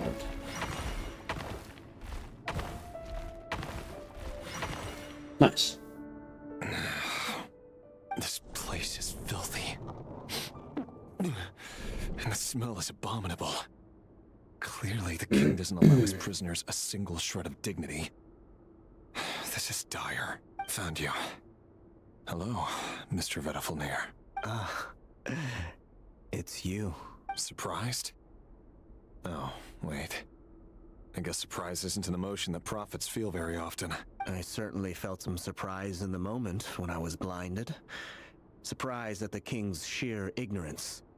Surprise at just how unfairly this world responds to words of earnest remonstration. I'm curious. What did you prophesize this time? It wasn't a prophecy. It was a word of warning. Someone had to say it. The king has forsaken all reason in pursuit of his obsessions. I simply told him that if he continues on this path, Conria will surely fall. But he didn't listen. Worse still, he stabbed you in both eyes and locked you away. Dane asked for my help. The court is in complete chaos now, but I'm sure you predicted that. Everything is transpiring as I foresaw, yet I am powerless to change it. Fate is an immutable force. I can but lament as the inevitable unfolds. I do wonder whether giving a man the power to see the future does nothing more for him than slowly crush his spirit. Forgive my curtness, Vettelfulnir, but the king did not suddenly turn on you today. His suspicions have been brewing for a long time. You can't have wisdom beyond the reach of your fellow man without attracting his fear and suspicion. There are things the king does not want to see.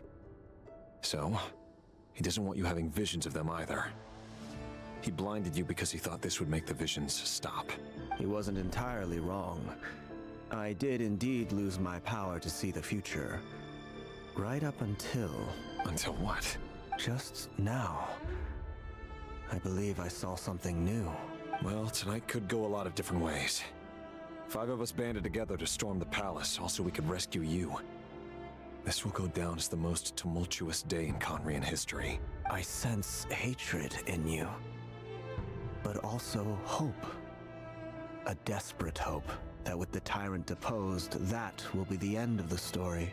But this is not the end.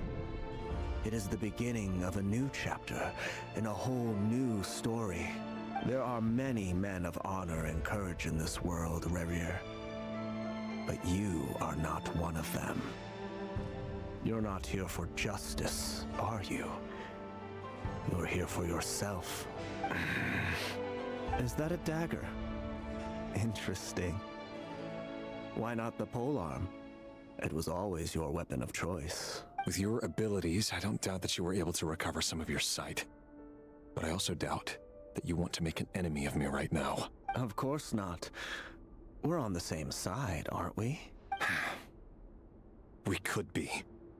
But I need you to be honest with me, Vettelfulnir. At this point, you're my only hope for the future. You mean your future? With your beloved, Felindus? Yes. And I know there are bigger things at stake here. A dynasty, a nation, maybe the entire world. But forgive me, I care first and foremost about myself. I can't abandon the one I love to save myself. I just can't do it. But you see a broader picture of the future than I. You see the solutions to the biggest problems of our age. So tell me, what is my solution? What's the answer? In matters of fate, answers are either right or wrong. What will be and what will not. Maybe you are willing to pay a certain price in the pursuit of happiness, But unfortunately, fate does not negotiate. That is the cruelest thing about fate. It is unmoved by your sacrifices. That can't be true. I know it's your voice that I keep hearing in my head, urging me to see how the world is changing, to seek more power, so I can protect the things I love. You show me disaster, but you won't show me how to avoid it? Why? Why are you doing all this? My voice. In your head.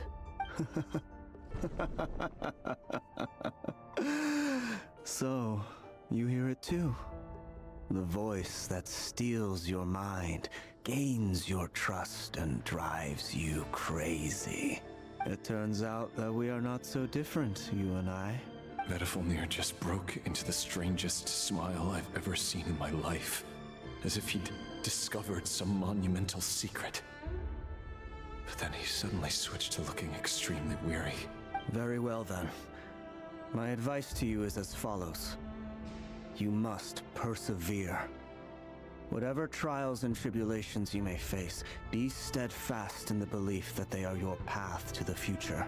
For as long as you live, your story with Thelindis shall not come to an end. That is the only chance you have of fighting back against fate. It is up to you whether you believe my words. Regardless, that is all I will say on the matter. I have no right to intervene any further. I will hold you to your word. Thank you for setting me free. In return, I will tell you one more thing that you cannot afford to ignore. Just then, a strange wave of energy rippled through the city. We had no idea what it could mean. If I were you, I would head to the Universitas Magistrorum. The Universitas? Oh no! I'm sure we'll be seeing each other again very soon, Rerir. Whatever Vettelnir said, I didn't catch it. I didn't even help him out of the prison. There was no time to lose. Oh boy. Oh boy. Just... Man, this story is long. If you slams are still here... Monsters? I'm Cylonan. I unconsciously swapped. Out of my way! If you slams are still here, I really appreciate it. Like, I honestly do. But yeah, this is a long story quest. Allegedly, the king installed secret mechanisms in the palace and around the city. No one knows where they are or what kind of power they hold. But if they were ever going to activate, it would probably be on a night like tonight. Help! Help! Hold on! Don't let them anywhere near you! Save me! I can't! Ah! That sounded like an explosion.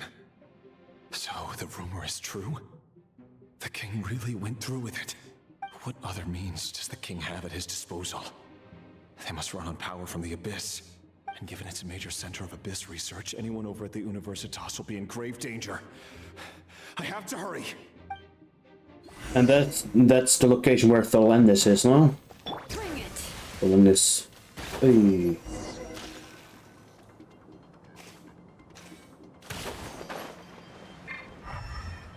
Let's go, cougar skate roller woman.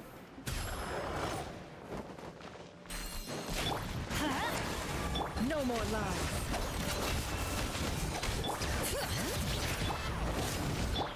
Laid to bear.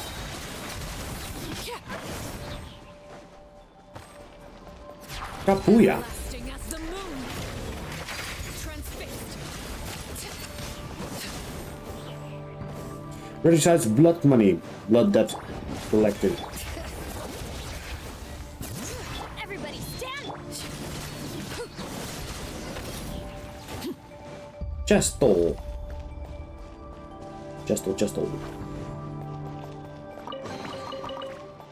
Easy money. Investigate. Monsters at the Universitas Magistrorum? Why now? Oh no, they're coming. It's no use. The table won't hold out much longer. The weapons. Where are the weapons? Of course. All the lab equipment was upgraded after the inspection last week, but the new weapons haven't been allocated yet. I'm done for. Is anyone there? I need help! Roar. Stay back! Please stay back! Please!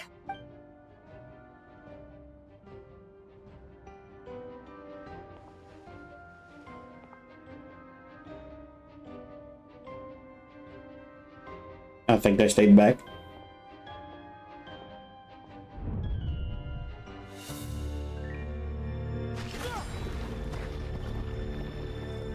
What's that? Rear. So the rumors about your work are true. What? No! Listen, something happened at the palace tonight. We have to leave! You don't need to lie to me anymore. What do you mean? I know why you're worried, and I will respect the decision you've made. But it's okay, because I found a solution. I know how to end all this. You can have it back. The normal life you so desire. But until then, I'm afraid our wedding will have to wait. This? No, don't do it! Cylinders! Cylinders!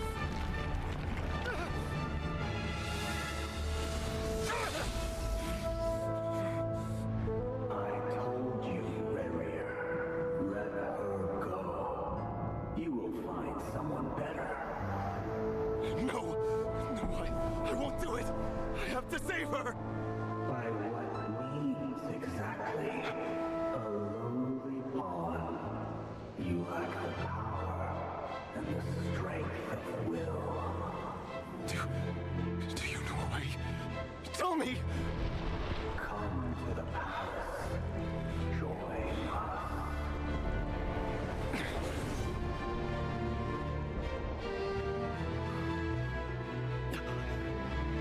Rerir, thank goodness we... Step forth and take your share. You made it. Not you too.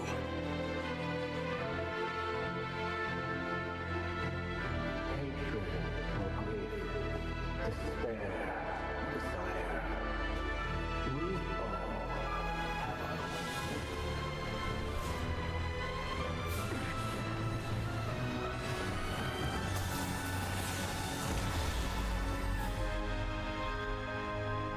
Rerir. Rerir. Cylinders? Were you daydreaming?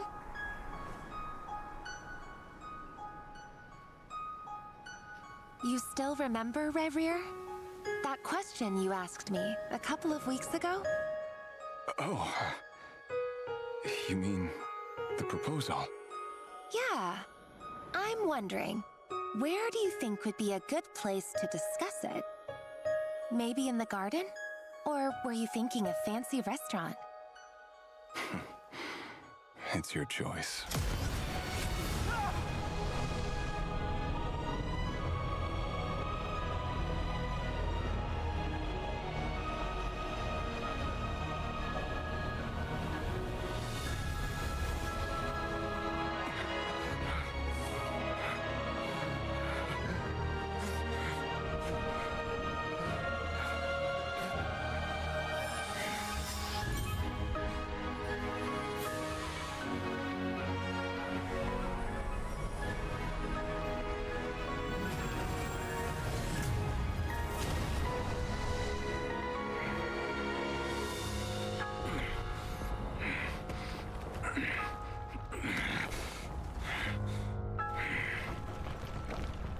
I will find you.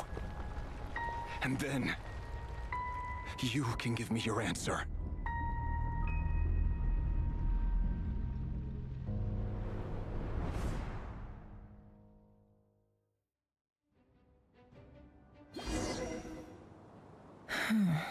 Jesus. Okay. So that's how the Raker of Solnari was born. Shit. A monster created by circumstance is a monster all the same. Viewing other people's thoughts for too long can get uncomfortable. Right now, I'm feeling a strong sense of loathing. In a nutshell, the story of Conria is what happens when the truth falls by the wayside. Everyone tells little white lies, and before long, you have a huge pack of lies that destroys everything. Time to get back. His past is filled with sorrow, but the tale of any fallen civilization is one of endless tragedy. Cruel as it may be, that was Conria's fate. Ah, my eyes. My eyes, I'm blind.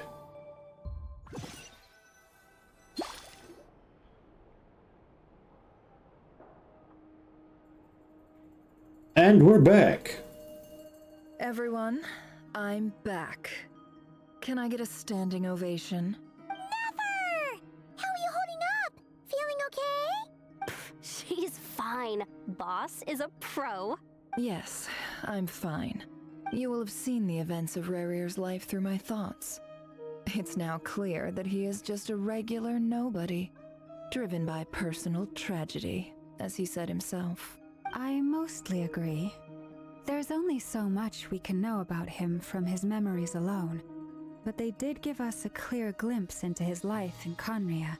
However, I would not consider Rarir to be a nobody. He was deeply involved in the events of that era. Yet, when the catastrophe of a generation strikes, nobody is safe. Sounds to me like you're speaking in riddles again.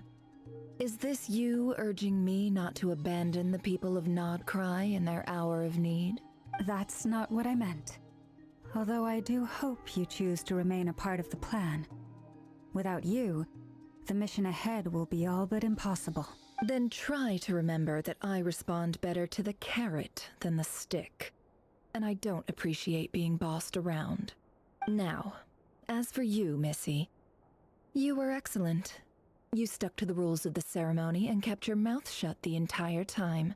Bravo. Cool. So, can you fill me in on the deets now? Most of what I saw went right over my head. Patience. You'll hear the whole story, don't you worry. But let's meet up with the others first. It will save me narrating it twice. Yehoda? Yes, boss.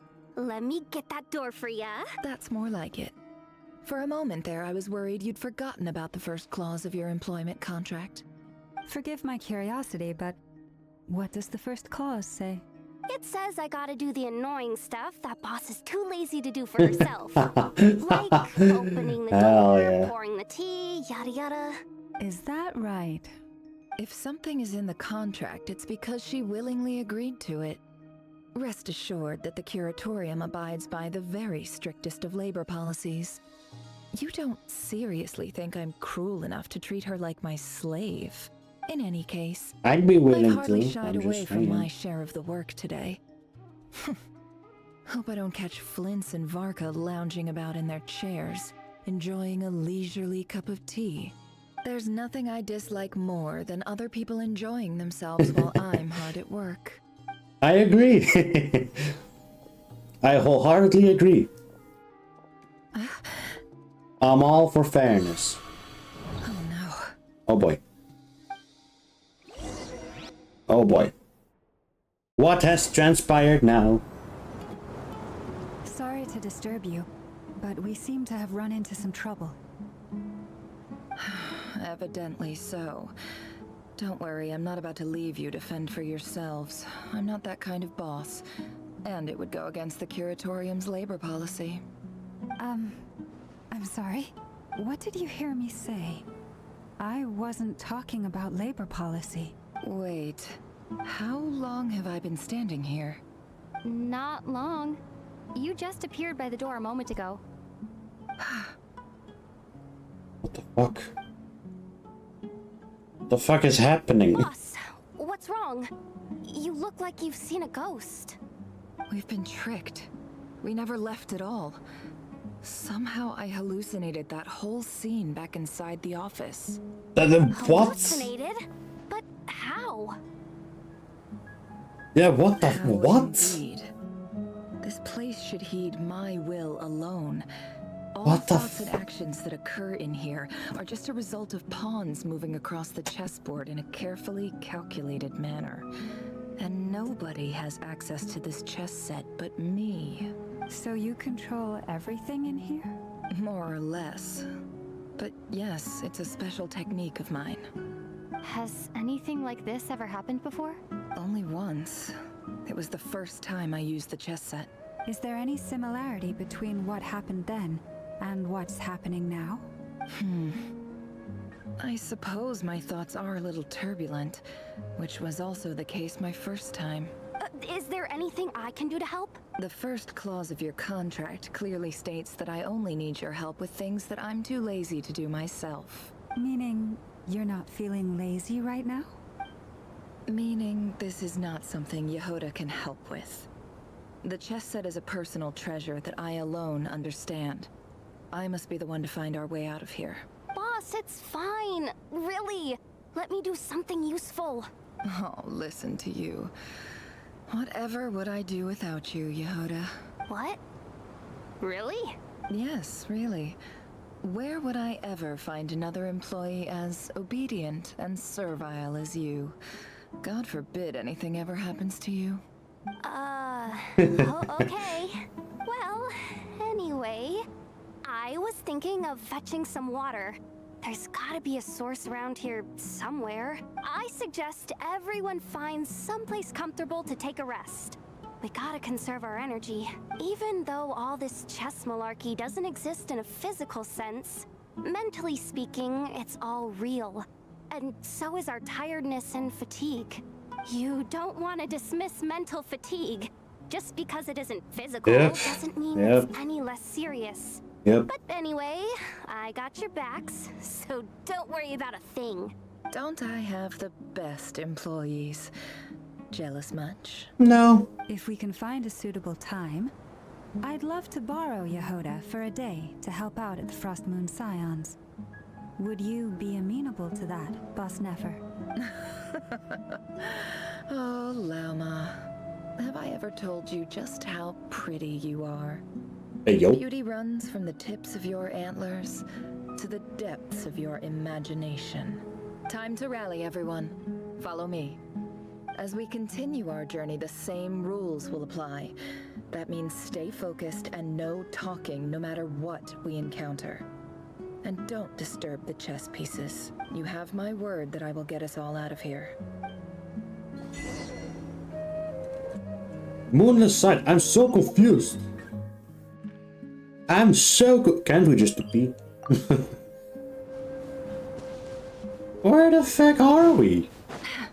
I mean, we're in Sumeru, obviously. But I don't remember this being in Sumeru, you know?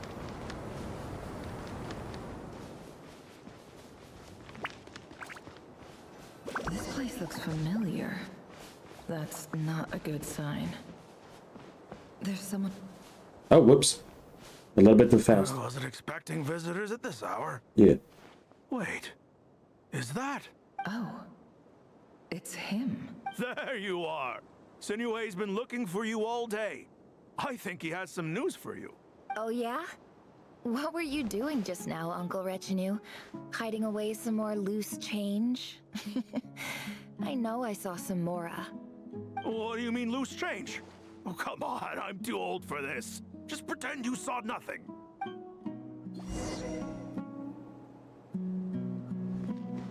Interesting. This is a memory of Nefer, I'm assuming. At least that's what I think that it is. Hey kid. Maybe this is how she got her Me what Sinner has just been up to that recently? thing. I'm trying to get in his good books and I need a way in. Get in his good books? Why? What do you want with my dad, Uncle Apepi? I've written a new song. I was hoping to showcase it at the next festival, but I'll need his approval. A new song, huh? I'd love to stay and listen, but unfortunately, Uncle Retinue says my dad's looking for me. Well, There's plenty of time and I'm not going anywhere. See that pile of stones? I'll be sitting there warming up my vocal cords. Come find me when you're done. Pile of stones. Got it.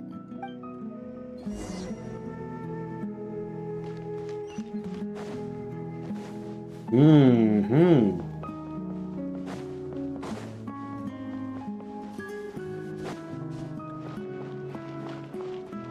Hi, Dad. Uncle Retinue said you were looking for me. Ah, there's my little princess. If you'd gotten back just a little sooner, you could have shared the spoils of war with me. Spoils of war? Who were you fighting against, Dad? It was just a figure of speech. The aftermath of a sandstorm is no time to be waging war. I was talking about our war against thirst. I went out to fix our water supply problem, and now I'm back. Which means... We have a well again! That's right. I found a new one and brought back as much water as I could carry. It should last us for a good while. If it wasn't for these blasted sandstorms, our wells wouldn't be caving in. You wouldn't be spending all your time out searching for new water sources. As the chief of our tribe, I'm supposed to be leading us out of hardship and poverty, onto better things. You know how prosperous our ancestors were. I've told you all the stories. And look at us now. Squeezed into these hovels. No one would choose this, if it wasn't for the endless wars over the years. But things are looking up. I started working with some folks from the academia a few months back. They gave me some contacts in return for my assistance in the desert. So you're the academia's helper now? Special ambassador, they call it. Think of it as a partnership. It's nothing bad, okay? We've been isolated here in the desert for too long. Seeking opportunities elsewhere is the best thing for us, and the fastest way to progress. So, do you get anything good out of being a special ambassador? Of course. My luck's improving all the time. One day, I swear I'm gonna lead us out of this place. We'll find somewhere new. Somewhere better.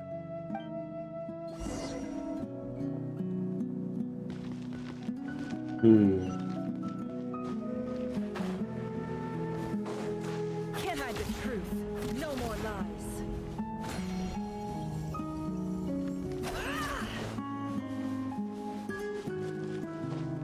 It feels like a story quest of Never as well.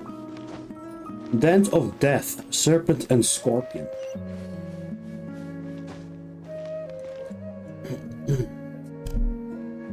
That's our well, and you know it. You stole from us. Well, you've gone from chief to thief, and now you have to face the consequences. Did you really think you could take our water without permission and get away with it? You're either brave, stupid, or both. And that special ambassador act? Yeah, nice try. We spoke to the academia. They said it was all news to them. You're a liar and a cheat. Oh shit.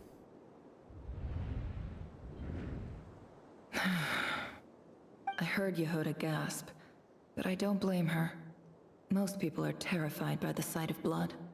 Corpses strewn across the ground. The wounds are clearly from scimitars and daggers. The desert dwellers' weapons of choice. There's a handwritten note on the ground. Let's see what it says. Halil, this is Sinuhe, chief of the Shimji tribe. Surely you remember me. I was the one who helped you and your colleagues avoid the quicksand in the desert. This is my second time writing to you. I assume my last letter must have gotten lost in the mail, as I didn't receive a reply. I hope this one makes it to you safely. I'm writing to you because I need some help. That sandstorm the other day completely blocked up our well, forcing me to look for another water source in Iab and Unut territory. It was a matter of survival. Praise the gods. The well of the Iab tribe was intact. It was my last resort. I drew what water I could and left, but not without being spotted. I fear they will retaliate. You told me to write to you if I ever needed help. You said you'd be my ally in the academia. I urgently need you. to formally recognize my title of Special Ambassador and send some of your people to assist me for a few days. It's the only way I can convince them that this was the Academia's decision and prevent them from retaliating. This is an emergency. Please send help as soon as possible. Looks like this letter never got sent. The writer died a grisly death, and the letter was trampled into the ground. It's badly defaced. Some parts are barely legible. What a ridiculous lie the surviving Shimti tell. Their whole village was butchered over a sip of water. Oh, Jesus, okay. What a great story, people. Golly. Officer, welcome. Welcome to our humble village. I thought you would at least have the courtesy to provide some respectable libations. This is the finest wine Aru village has to offer. I promise.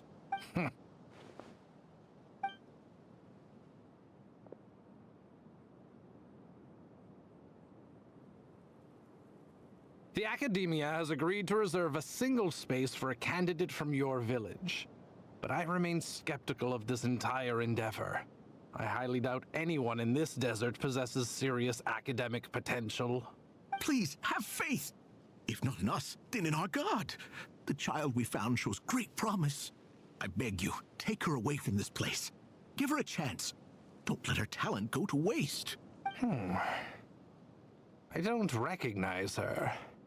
New arrival? She showed up here a few days ago and we took her in. She's a really bright kid. Please help. I'm begging you. So, where are you from? Nowhere special. Just a sand dune. What about the rest of your family? How many of you are there? Just the one. It's only you? Correct. So, no brothers, no sisters, no mother or father? Any who have slept on a bed of sand, I call my brothers and my sisters. Apart from that, I have no family. All right. Get over here. Sign your name on the form.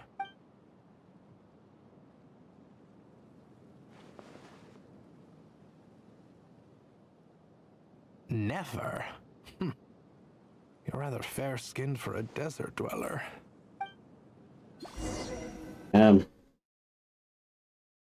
Okay. Okay.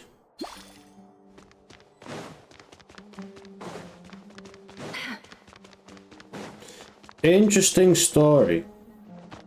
Interesting story. Nefer, this term's assignments have been issued already. Please read through the materials thoroughly, conduct your own additional research, and then write an essay on the topic. Yes, Professor, I'm aware. I just had a couple more questions I wanted to get your perspective on. Oh? Please ask away. Well, I saw the other students' problem sheets, and I couldn't help but notice that my assignment is much easier than theirs. Do you really think I'm a weak student? A weak student? Goodness, no. Quite the opposite. You have a sharp mind. Almost too sharp. I think what you're saying is, a weak student wouldn't have noticed the discrepancy. And if they did, they certainly wouldn't complain about the lighter workload. You see, sharp as they come. You see things the way they are. And I'm sure you know why they're like that. Because of where I come from. Because I'm different. I'm sorry, Nefer. I don't like it any more than you do. It's just... Anyway, you said you had a couple of questions? What's the other one? I wanted to check... If someone sent me a letter to the Academia, where do I go to collect it? Ah, your family wrote to you. Well, as long as they put your name on the envelope, someone should hand it right to you. Not exactly. It's not even a recent letter. I was just curious where the mail would end up if no one collects it. The House of Dana, I expect. I know there's a box for unclaimed mail somewhere in there, probably sitting on a shelf. Whatever you're looking for, that'd be the place to start. Okay, got it. Thank you, Professor. Oh, don't mention it. Honestly, I feel like I failed you. I'm supposed to be your teacher, but I haven't taught you anything. Hey, don't say that. You're a great teacher, and you do your best for all your students. But the rules are the rules. You're not allowed to teach students like me. It's not just the academia either. The whole world bends over backwards for the successful, and leaves the losers to suffer and die. Oh, my dear child. Don't tell me you've given up on life already. I haven't. I just think that if you want to make it in this world, you have to find a way to become successful. True. True. It's also kind of what you make of it, I guess. I mean, a lot of things are just unfortunate, but some things are still a little in your control, you know? Same goes for me. I dropped out of school, but I feel like I still have things under control, at least a little bit. And probably some letters that ended up here by mistake, too. Let's take a look. And I'm not skilled in any shape, way, or form. I'm just a guy, you know? But I'm totally cool with that, actually. I just enjoy playing games and doing whatever. A dilapidation survey from Port Ormos. Looks like it's from a Core of 30 representative. What a strange thought. A bunch of mercs losing sleep over rundown buildings. This one was never even opened. I guess the recipient didn't care what the Core of 30 had to say about anything. Who was it addressed to? I don't recognize the name, but it must have been a Kasharawar professor. This one is addressed to the Immorta Sage. The title is Changes Observed in Satyavada Life Symptoms. Why do all these letters read like full-blown dissertations?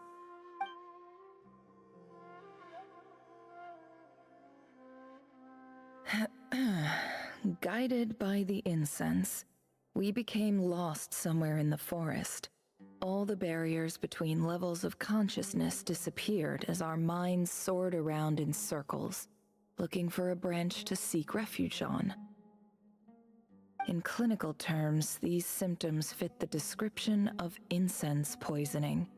The Immorta Darshan strictly prohibits the use of hallucinogenic substances, but I believe there are still people getting away with it. For example, my neighbor who always breaks out into song and dance after using incense. This seems like something the academia would want to know about. Why wasn't it collected? Wait, what's this written on the back? It's so small. The note says, "The sender authored this letter while under the influence of mushrooms. I would send it back, but no return address was provided. Stamped by the Grand Conservator of the House of Dana." This next one is addressed to Grand Sage Azar. A few words of protest regarding recent changes in Sumeru's educational policy. In recent years, the academia has taken on a small number of students from the desert region, as per the policy to this effect. However, it appears to me that these students have not, in fact, been provided with educational opportunities that are, in any meaningful sense, equal to those enjoyed by their peers. As well as receiving dumbed-down assignments and perfunctory tutoring, they do not even have full access to the Akasha system. Education is the fundamental purpose of this institution, which should go without saying in a nation whose founding virtues are knowledge and wisdom. I ask you, is the lip service we pay to the policy of education for desert students truly the standard of pedagogy to which the academia aspires? As Grand Sage, policy decisions are your prerogative. But do not forget your roots. You and I were once students too, as was everyone else in this institution. I do hope you will give some serious attention to this matter. I encourage you to discuss issues like this with myself and others, and listen to some alternative opinions. Great letter. Shame it didn't get to where it needed to go. And the sender is... Huh? Sage Cyrus of Spantamad. I didn't realize anyone else even knew how bad students like me have it in this place. So this is where letters from the Sage of Spantamad end up? Nice one, Grand Sage. Really enlightened leadership. Whatever. This isn't what I came here for. Moving on. I'm not exactly holding out hope that a letter sent from the desert would even make it here. But if it did, where else would it end up if not in this box?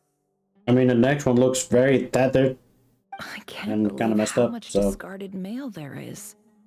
Must have been years since someone last went through it all. And this is just one box. The whole house of Dana is boxes on shelves. I don't believe for 1 second that any human being has sat down and read through all the documents in this place. Who has that much free time on their hands?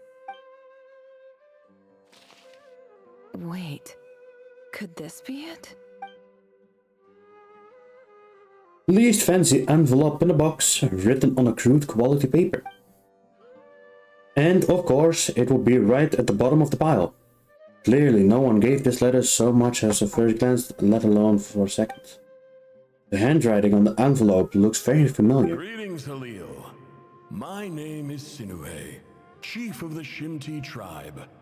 I was the one who came to you and your colleague's aid when you ran into trouble in the Great Red Sand.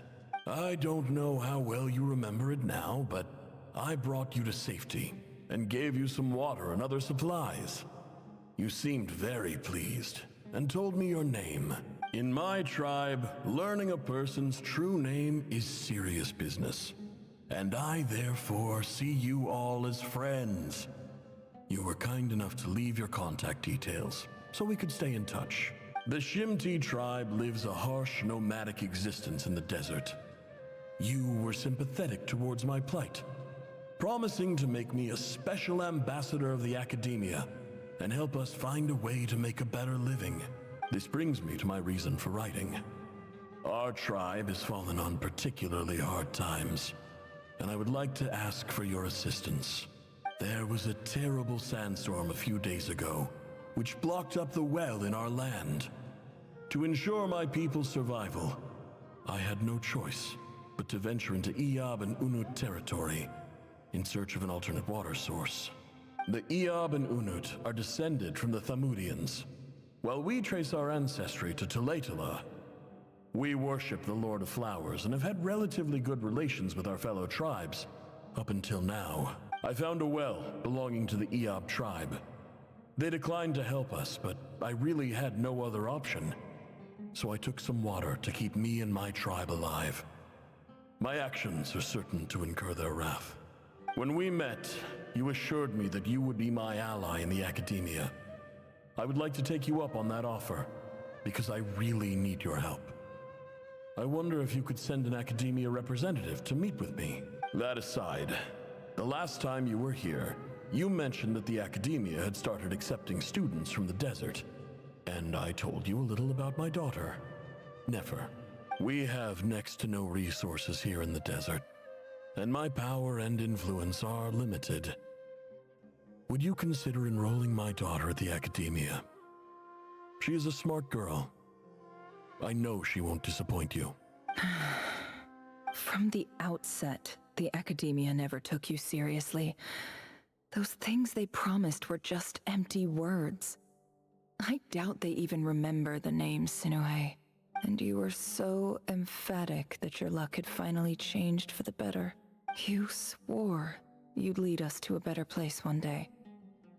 You spoke with such conviction, like you were the most powerful chief in the whole desert. You liar. You lied about everything. You promised the world and delivered on none of it. And who fell for it? Just me, by the looks of it. Despite your best efforts. Which makes you a pathetic liar. You weren't even any good at it. I think I'll take over from here.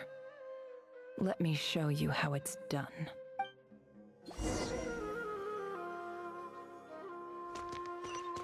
Oh, damn, okay. Well, I thought that your dad was pretty cool, Nefer. He seemed like a nice guy.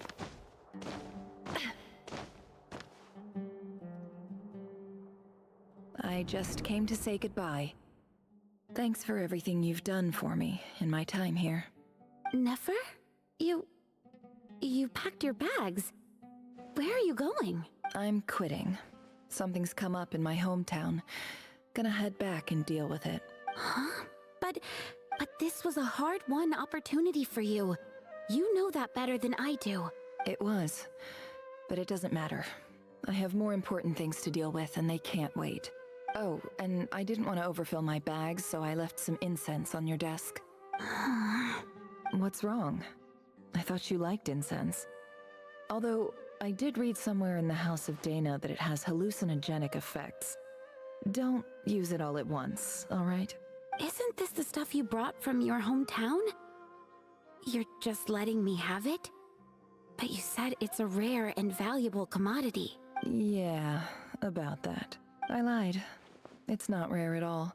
There's this bunch of ruins near my hometown that are practically overgrown with this plant. It's not worth much. Keep it, it's fine. But Nefer... Alright, that's all from me. You take care.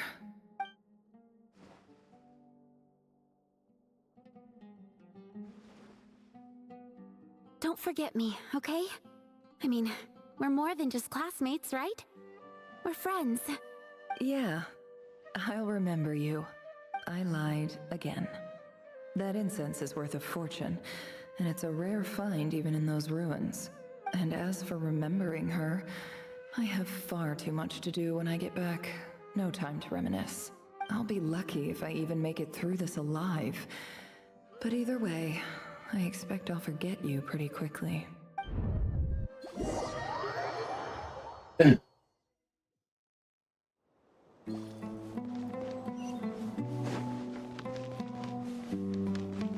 Bum bum bum bum bum bum. Bum bum bum bum bum bum. I actually don't know what to say, man. This feels more like a live stream than like actual commentary, and I apologize. It's just I'm so invested into the fucking story. I actually don't know how to respond properly to like these parts. I am enjoying this story a lot though. It's cool. It also just feels like a very huge story quest of Nefer, which is fine. It's just a lot of happening in like memories and not Mr. Arif. in Outcry, where like the crisis is ongoing pretty much, which is fine. Like I don't mind. I did mind in the Fortress of Meropide back in Fontaine, but this is it's just so long, man. So, what does the Academia want? But I hope these slams Since don't they've sent mind. a special ambassador, I assume there's a big business deal to be made. If not, I'd be very disappointed. Please, sir, lower your blade. You're lucky I'm the one they sent. Not all special ambassadors share my admiration for the Eab people. The ever-shifting balance of power in the desert reduced the once great civilizations of this region to rubble and sand. But the story of the Eab has a very different trajectory. Others grew weak, but you grew strong, beginning in obscurity and moving to prosperity. You're the only ones who defied the trend. Huh. So, you do know who you're dealing with? This well is the perfect symbol of your strength, is it not? It used to belong to the Unut, but it looks like you have control over it now. You're not wrong. But I'm sure you didn't come all this way just to flatter us. Of course not. I came to bring you some very good news. Some information that recently came to light, which might just be your ticket to freedom. Records uncovered by the Vahumana Darshan show that a certain well currently under Iab control is built on top of some ancient ruins. These ruins are of great archaeological interest to the Academia. I checked the map carefully on my way over here, and I'm confident that this is the well in question. The Academia is offering 50 million mora in return for excavation rights. 50 million? No, wait. If these ruins are as important as you say, 50 million's a little low, don't you think? Don't get greedy, Iab. We know far more than you think. We know that you seized this well by force. Wasn't that the first step in your rise to power? To drive away the Unut and steal their water supply? So what if it was?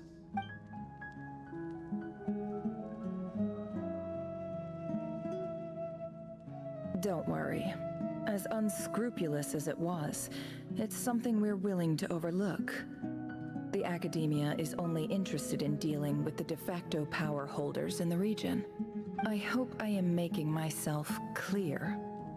And I hope your words are the truth. If I find out the Academia is trying to play me, I'll hunt down every one of your people and make you watch as I cut their heads off one by one. Oh god, okay. I assure you, Chief, that would not be in your long-term interests. You don't want to make an enemy of the Academia. You see how I'm dressed, don't you? I appreciate that you've never been to the rainforest, but surely even you recognize an ambassador's attire when you see it. And what does a barbarian like you have to lose anyway? You really think the Sumeru Academia would bother to come all this way just to lie to you? We have more important things to worry about. All right, I take your point. The Academia is the highest authority in the land. I'm sure you're trustworthy people. In that case, we have a deal. We will sell you the excavation rights. I'd like to thank you, Ambassador. This is good news indeed. Excellent news. In fact, it calls for a celebration. Would you do us the honor of staying a while and enjoying some Iab hospitality? Gladly. I am partial to wine myself, and I trust you are as well. So let's indulge in a few drinks together, in celebration of this momentous occasion. Okay. But when a new day dawns, it brings some shocking news. Chief! Chief, it's an emergency! It's the Unut. They've taken the well. What? Well, don't just stand there. Take it back. Yes, Chief. I have every confidence in the Iab's military superiority, and yet... Well, what is it? The Unut's response was alarmingly fast. The day after we reach a deal, they seize the well. This can't be a coincidence. Perhaps there is a traitor in your midst. I don't think so. I am obliged to remind you, Chief, that the Academia will only deal with the de facto power holders. If you cannot regain control over the well, I'm afraid you won't see a single mora of that 50 million. Oh shit. No! Please, Ambassador, just give me some time. I swear the Unut will not get away with this. That well is ours, and so is the mora. Glad to hear it. I will wait here for an update. If there is a traitor, I will find them. In the meantime, make yourself at home. I'll report back as soon as I have an update. Much obliged. Wow. All it took was a few words and I've got him wrapped around my finger. What an amazing feeling. No, so, in summary, Ambassador, the Academia would rather negotiate with our tribe instead of the Iab, yes? The Iab are ruthless murderers who don't listen to reason. And now they have the gall to interfere in our research projects in the desert region. So let me ask you, Chief. If you were the Academia, what would you do? Kill them all. Of course. Precisely. The Academia does not tolerate those who stand in our way. The EAB have held back our academic pursuits for too long, and our patience is wearing thin. At the same time, there is simply no way that the Academia can be seen to be intervening in desert affairs. I'm sure you understand where I'm coming from. We have our own rules out here. If the rainforest dwellers raised arms against a desert tribe, it'd start a bloody war. Right. We can't confront them ourselves, but we can support their enemies. The Unut have always had strained relations with the EAB, which makes you our natural allies. Natural allies. Weren't the EAB your allies once? You were quick to send them after us to protect your interests back when we stole that water. And now look at you. You're at each other's throats. Let me be clear. The Academia wishes to collaborate with the legally recognized rulers of the desert in this matter. We are asking for excavation rights to that well, and our offer is 50 million mora. Say no more. I believe we have an understanding. Good. Then I suggest you get to work. Get us access to that well, and the mora's yours. You see, Dad? Lying is easy when you know how. People will believe anything. YouTube Slime, did you actually know that I'm an actual Nah, I wish. I wish it could be a slime. Be a little puddle all day. I mean, what am I talking about? I am a slime. What? Itachi! I know Itachi uses crows, but like... Oh my.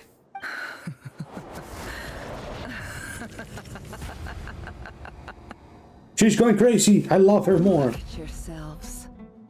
You may be vile, savage monsters, but your butchered bodies bleed like any others. You're no different. You're nothing special at all. The monsters who destroyed my home, they're just ordinary, petty human beings. What a joke. I think we're even now. Maybe I've even done the desert a favor. It's a better place without all these people around. Oh, Sinuhe, my gullible fool of a father. Perhaps if you'd been as ruthless as I was today, our tribespeople would still be alive. In this dog-eat-dog world, a chief needs to be tough to survive. But you couldn't do what had to be done. So I did it for you. Nefer, it's okay. All of this is in the past now. I believe I remember you promising to remain silent. Yeah, but even so... Yehoda, is there anything you can do to ease the tension? You got this, Yehoda. It's time. It's your time to shine. Right. Time for a sharp turn onto a completely different topic. So, anyway, that's enough of that. When are we getting out of this place? Feels like we've been walking forever. I'm getting pretty tired. Oh, Alma, you tired? Yes. If we can find somewhere to sit down, I could certainly do with a rest. It's not far now. There should be a temple just up ahead. Is this situation about to reach a conclusion? Yes. Really? A temple? That's where this story ends? I guess that's how things go in the desert. I've seen to a similar place with a friend from the desert before. Desert dwellers can never escape their destiny. Did I even say that correctly? I do not know. I never wanted to believe it, but looking back now, I'm as desert as they come. You mentioned a temple. What's waiting for us there? My biggest trade secret of all. Ah. Then I'm guessing it's where you got your power from. The power to peer into other people's minds. I didn't know you were clued up on any other religions. I'm no expert in the history of Sumeru, but since you come from the desert, I would imagine it has something to do with King Deshret. And the 7 pillars who served him. They are major figures in the desert belief system too. Sounds impressive. I have some friends with connections to this stuff. Specifically with Hermanubis. I know who you mean. General Mahamatra Sino. The spirit of Hermanubis dwells within him. That's Boss Neff for ya. She knows everything. Sino's hardly a figure of obscurity. But I know about Sethos too. What about him? Is he a big deal or something? Well, he's not a small deal, let's put it that way. You sure know your stuff. Please, this is the bare bone basics. Save the flattery. I'm not saving the flattery. For your patience, everyone. I'm sure it's been a lot to take in. With any luck, that's our exit just up ahead. I can't throw my arms up, but absolute sin.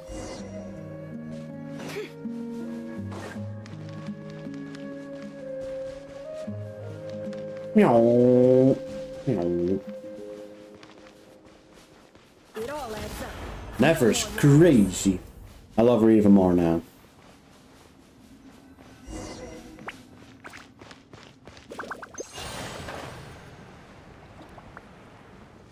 Ooh. Oh well. Wait, this is the place that we could never open. Wasn't it? This is the door that didn't open, no? Is it? I do not know. Uh-oh. Uh-oh. I'm totally out of my depth here. I don't have anything to add about any of this stuff. Like, look at that statue, for instance. I want to do the whole name-dropping, this girl knows her stuff thing too, but I've never seen anything like it before. A statue with the head of a bird. It looks like something out of King Deshret's mausoleum. Mausoleum. I don't know. The Ibis King, one of the 7 pillars of King Deshret. The legends say that he, the Crocodile King, and the Goat King were the 3 retainers of King Deshret. The Goat King? Wait, hold on. I need to send this to one of the people that I know.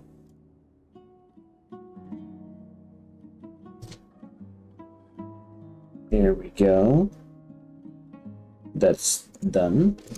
And I'm pretty sure you didn't see thingy because I'm only sharing my screen off thingy. Let's take a look.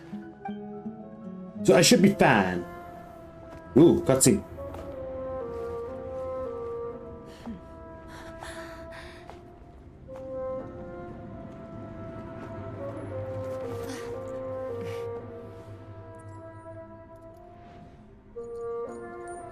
Neko.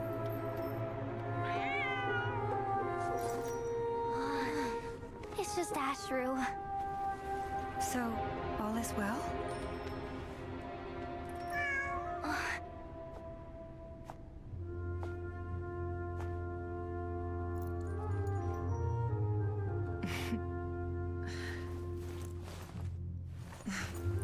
Typically speaking, at this point, the world disintegrates. Then we find ourselves back in the outside world. Besides, these are my memories. There's nothing to fear. You're sure? Of course. It's almost over. Oh shite, that's a big no-no.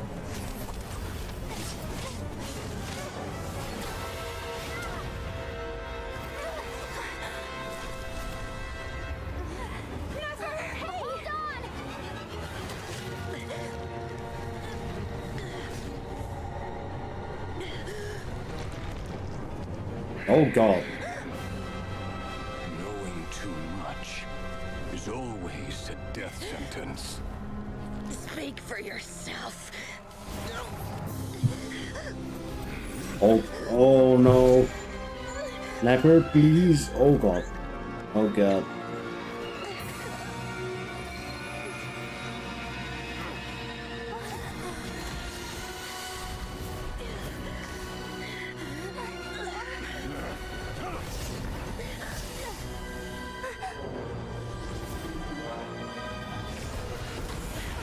Oh, who?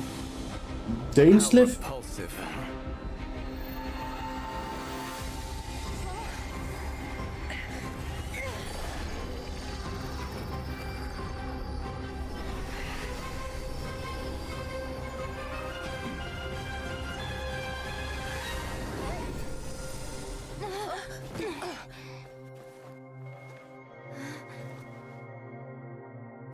It was Dane, and also Columbina.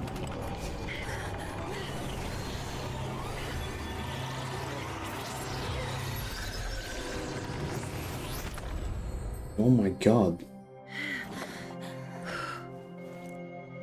The jiggle physics! I'm very sorry. I got very distracted. Oh my goodness gracious, never smother me in those. I should really stay more PG, man. I apologize. I did that pretty well, didn't I? Thank you, Columbina. It's okay. I'm just glad no one was hurt. Paimon noticed you doing something too, Dainsliff. Were you helping get them out? Of course. When I asked Nefer to conduct this investigation, I was not naive to the dangers involved. I had a duty to ensure your safety. Good to know your sense of justice is still intact after all these years. I take that to mean that you saw the truth. That comes as a great relief. I certainly did. And thanks to your help, I also managed to trap Rerir inside the chess set. What the fuck? Whoa, really? How'd you manage that? Well, to be honest, I sensed that something was wrong long before we made it to the temple. By using this fragment to probe into Rerir's past, well, the monster formerly known as Rerir. It seems I alerted him. I was tracking him, then he caught on and started tracking me too. Can't say I'm surprised. But how did he track you through your thoughts alone? That shouldn't be possible. Rerir was a secret agent who reported directly to the Vinster King. He is an expert at finding a trail and hunting down his pursuers. No wonder. He infiltrated the chess set, read my thoughts, and built a new virtual chess set inside of it. That's why we weren't able to leave at first. Jesus, okay. Speaking of your chess set, it's quite a remarkable item. Would I be right in thinking you have some connection to King Deshret? You overestimate me. I only have a connection with one of his underlings, the Ibis King. You all saw how this came to be. A long time ago, the Iab massacred my tribe, the Shimti, in our home village. A few years later, I enrolled in the academia, where some new information came to light.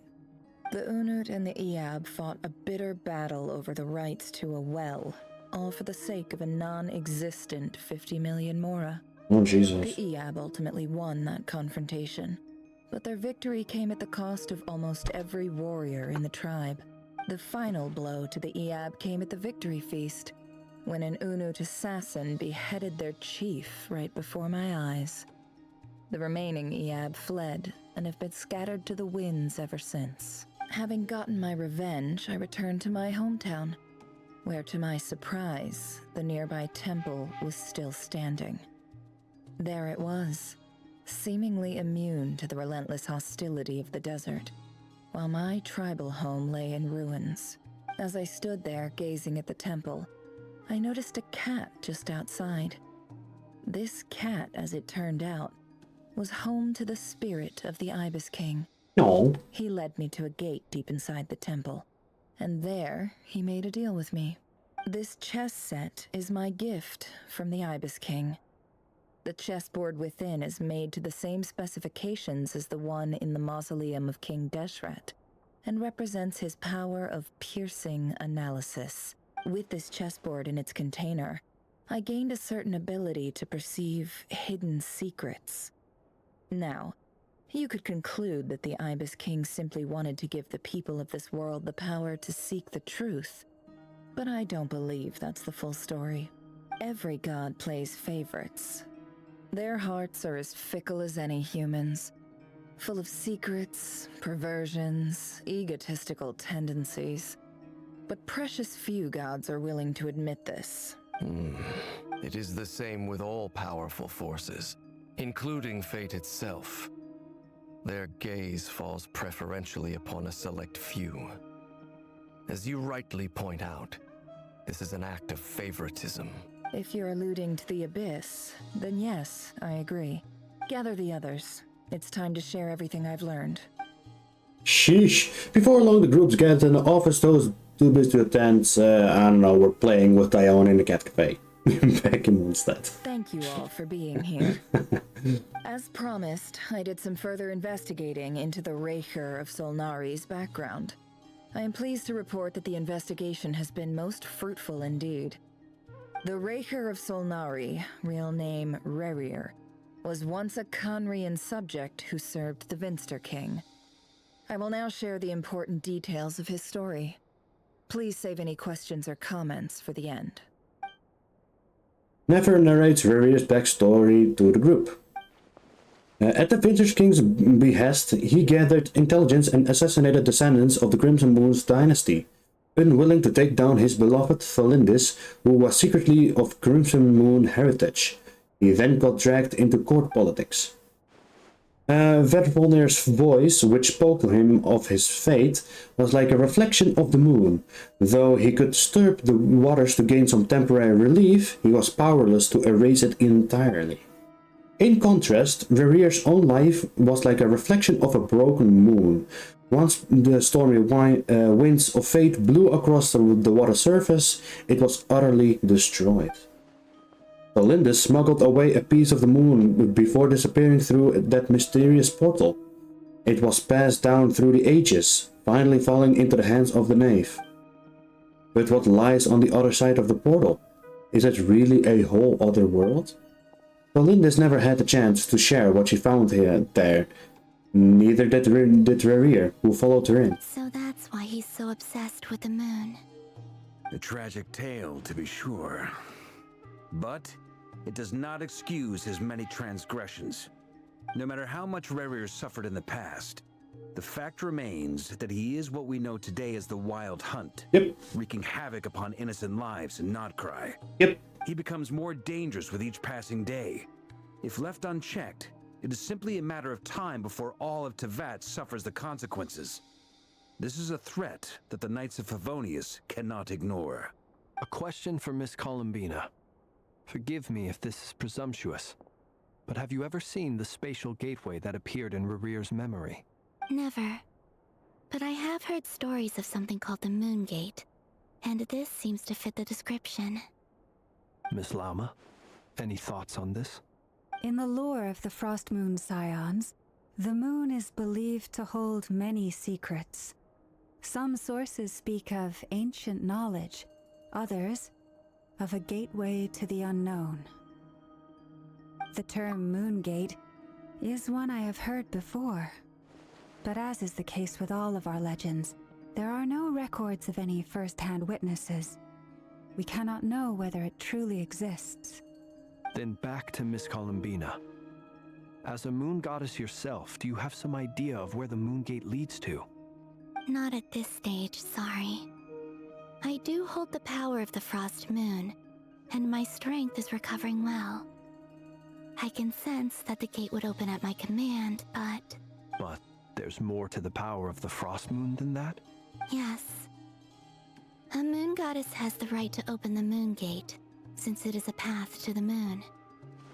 But as never mentioned, holding open a spatial gateway takes a huge amount of power. And right now, I need to conserve my energy to fight the Raker of Solnari. I'm afraid this is one mystery we may have to leave unsolved for now. I agree. Better to save your strength. But if you'll humor me for a moment, I have a bold conjecture of my own regarding the world beyond the gateway. I highly suspect that neither Tholindis nor Rerir made it through unscathed. The evidence pointing to this is the fact that the Raker of Solnari exists in the form of countless fragments. With the abyssal power he wields, no ordinary foe can touch him, let alone tear him to shreds. And yet, the wild hunt proliferates wherever his scattered fragments lie, drawing hordes of monsters to many different locations across the land. So your theory is that Rerir was physically torn to shreds by some powerful force? Hence, why the Wild Hunt is a distributed phenomenon, rather than a unified one? Makes sense to me. Explains why the Wild Hunt is so pervasive, and why he's been trying to piece himself back together. He was whole to begin with, and he wants to be whole again. Without the power of the Abyss on his side, he almost certainly would have perished the moment he was torn apart. But the Abyss, much like a curse, has kept him alive. I could not agree more. The power of the Abyss is most surely a curse. It is a compelling explanation, and one that accords Days with my later, present just understanding of chilling Abyss on the creatures. couch. Whether the life form in question is primitive or advanced, if a curse has extended its lifespan unnaturally, it will continue to survive in spite of everything. This raises some interesting questions. I will run some experiments and see if there is any validity to my suspicions. That being said, regardless of whether my research bears fruit, I would like to thank Miss Nefer for conducting such a thorough investigation. Already, it has greatly enriched my understanding of the entity we face. My pleasure, Mr. Albedo. I too hope that the information I have shared today proves useful as we look to formulate the next stage of our plan. Hey! What is it, Dainsleif? You look really upset! It's just... when I think of the man I once knew as Rerir, I struggle to understand why things had to turn out like this. The two of you used to be friends, didn't you? I don't know if these words will bring any comfort, but my heart goes out to you. Mine too. We could never know all the hows and whys of the way things are. The moon and stars are full of untold secrets and lies. And the skies are host to many more mysteries than these alone. Yet, none of that can begin to compare with the complexity of human life. Those are the first comforting words I've heard in a long time. Thank you both. Well, I think this is a good place to end today's meeting. I'm sure Nefer needs some time to recover. She's been through an awful lot today. That's very thoughtful of you, Lama. Of course. Sounds good to me. Take some time to rest and digest before we reconvene to nail down a plan. Oh boy. Back at the hotel, you sit with Paimon for a while and discuss what lies ahead. Hey, is this a bad time? Hope I didn't kill the conversation. Not at all. Nice room. Oh, I'm not coming in though. Why not? It's just a hotel room. If it's all the same, I'll just stay out here. I might not look the part, but I'm technically a knight. Barging into people's private quarters isn't the kind of thing we do. Dang. Such a gentleman.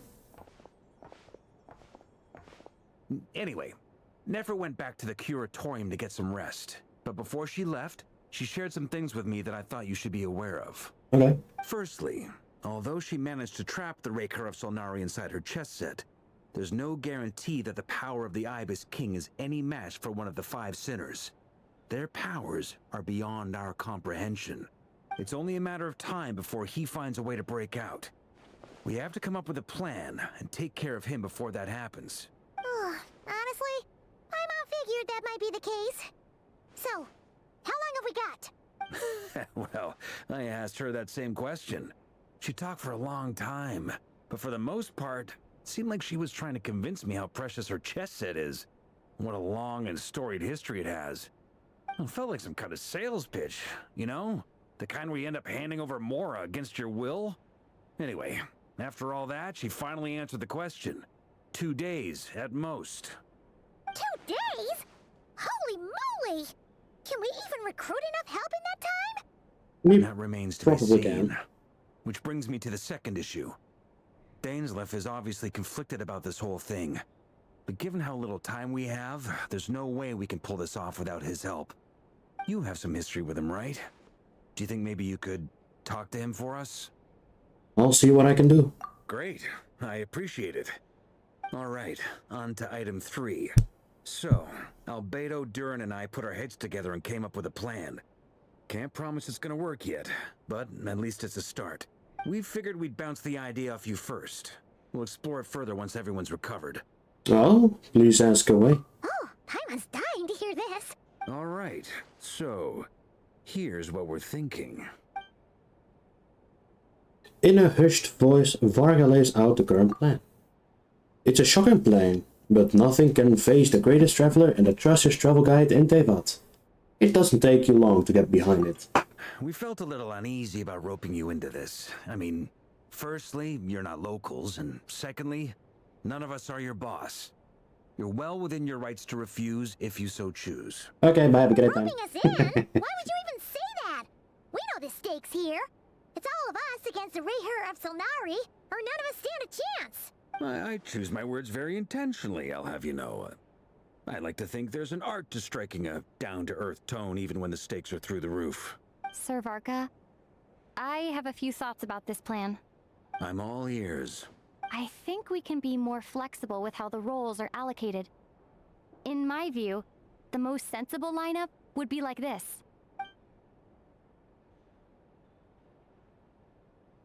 Okay. I see your point, yeah. But if that's how we're going to approach this, you'd better make sure you're ready. To be clear, I don't doubt your abilities. Far from it. I just want to make sure. Are you really willing to take all this on? Yes. I want to do everything within my power. The Reher of Solnari is a truly fearsome opponent, and if I do my part, it'll greatly reduce the risk for everyone else involved. Well, that tracks with what I've heard. Jean's mentioned in her letters that you're so diligent it's almost abnormal. As in, most people weigh up the risks and rewards in situations like this. But you seem to just march towards danger without a moment's hesitation. Of course, everyone appreciates a fearless pioneer. But all that aside, I'm the Grand Master of the Knights of Favonius, and you're our honorary knight.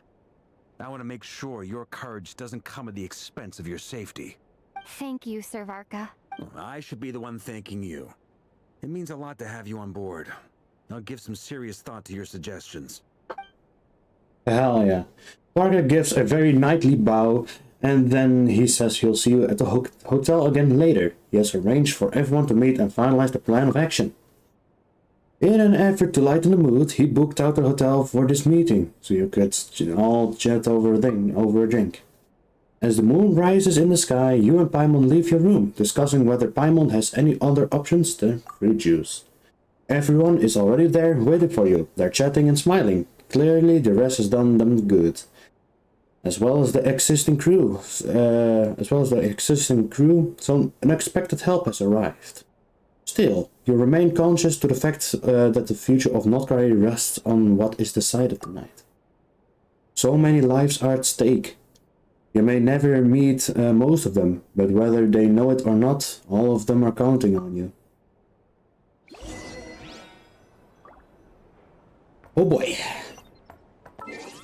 I fear, never,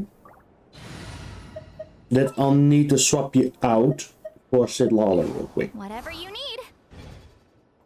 In order to completely obliterate and annihilate every single enemy. This is a thorough plan, but I do have one last question before we take action. How can we be sure that our enemy won't leave the designated area? Uncle Balls. Our Lord and Savior leaker of Genshin Impact. Firstly, he predicted. From the earliest known confrontation until now, Rarer has never displayed any ability to manipulate the dimension of space. So it's unlikely he has any power in that domain. Secondly, he seems to have a particularly strong vendetta against our group.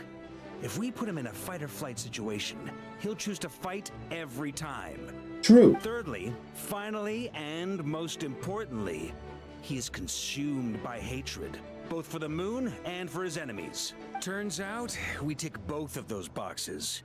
We have a reincarnated moon in our ranks, and a spy who accessed his private memories without permission. He'll be baying for blood, not looking to escape. As someone who's had their fair share of interactions with the Wild Hunt, those all seem like valid observations to me. Understood. Then I will defer to the verdict of the group. Well, everyone, that's the plan in full detail. Albedo and Durin are carrying out their part as we speak. Plan approved. Scheduling.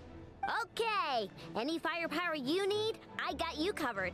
Let's light this baby up. The Frost Moon Sirens Yes! are behind you as Finally! Action! The rest of you? Action, action! No objections? All right, then it's settled. This is the plan we're going with. Next up, an old tradition of mine. Anyone who wants to back out, now's your chance. Wait, we can still back out of this? Everyone says things they regret, right? I don't want anyone feeling trapped because their mouth said yes, before their brain God. had time to think things through. W. Varga. People first approach. I hear that's common practice in the Knights of Favonius. Who'd you hear it from? D-Luke? Shh. We don't use people's real names at work. This contact will be known only as Owl, please and thank you. This plan can only work if everyone does their part. Flint's and I will absolutely support it. We shall indeed. You'll be glad you accepted our help. Also, you are the last person I expected to see here, Miss Dory. Yeah, exactly. What the hell? It's not often I get called Dory in a work context. My peers usually call me Lord Sangamabe. So, the longer your name, the higher your net worth. Is that the idea here? In that case, Mr. Flint's here must be worth a fortune. That's right, I know your full name. It's... The walls are thin here. I'd appreciate you keeping that a secret. Okay, fine. I'm actually only here as a favor for someone else. Do you have any idea how much it would cost to hire me otherwise? Oh, does this mean someone out there actually has the power to boss Dory around? Who do you think, Paimon? Oh, certainly does not. We have a long-standing and mutually beneficial business partnership. She's actually the mom of a friend of yours. Said mom supplied me with a great Mom of a friend? but now that lady's ruined everything. If I don't start building a little goodwill now, my whole business in Nodkrai Is is it gonna go down the drain. Is it fucking Alice? Okay. I love that woman. So what exactly is so special about I this love plan? Alice so much. It's a lucky charm that a great mage made for me. We have a business relationship, and she was worried that something bad might happen to me. So, she wanted me to have something that can store power to protect myself. And that thing actually protected Nefer. Finally got it all fully charged up with Kuvaki, and then Nefer went and used it all up at once. Never lost so big in my life. You're right. It was all my fault. I didn't mean to drain all the Kuvaki in the pendant, but I'll make it up to you. You will? Well, in that case, how about you give me your chess set? Oh. And we call it even. I knew you'd say that. Well, it's yours if you want it. In fact, take it now, and I'll even throw in a free Raker of Solnari. Deal? You're putting me in a difficult position here. It's a very useful thing to have around, but I have a funny feeling it won't be around much longer. I guess we'll see in a couple of days. Looks like bankruptcy for me. Hey, don't be so pessimistic. See this through and you never know. You might find a new business opportunity on the other side. True. With the next plan in place, everyone chats among themselves, and you and Paimon decide to check and see. For fuck's sake, Genshin, really? It's already annoying enough you have forced co-op events, man. Like, okay, let me rant just a little bit, okay? This event, the Dance Dance Dynamic Disco, this is absolute dog water. It's so ass. It's so ass. I don't like it. I absolutely hate forced co-op. I don't like playing with other people. I really and actually genuinely don't. How's things going? Feeling ready? And that event is just so ass. Please, Hoyo, just... I prefer a stupid fighting event where nothing happens. Oh, I was born ready. We only have 2 days. You think Lord Sangama Bay would let an opportunity like this slip by? Don't forget, when something's in high demand, the people with the goods on hand get to charge the highest price of all. Even higher than the sellers taking advance orders. Ta-da! See? It's right here. What the what is that?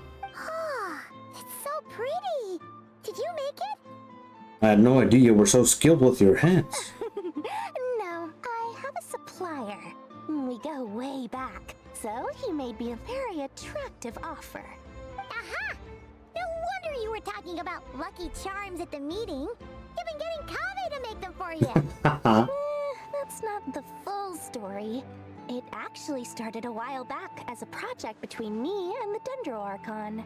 Mage Alice once warned me that this world won't stay safe forever. There may come a day when everyone faces a great crisis. Oh, it will happen. To the Dendro Archon, and she secretly brought together a research team made up of Sumeru's top scholars to invent a technology that could keep people safe.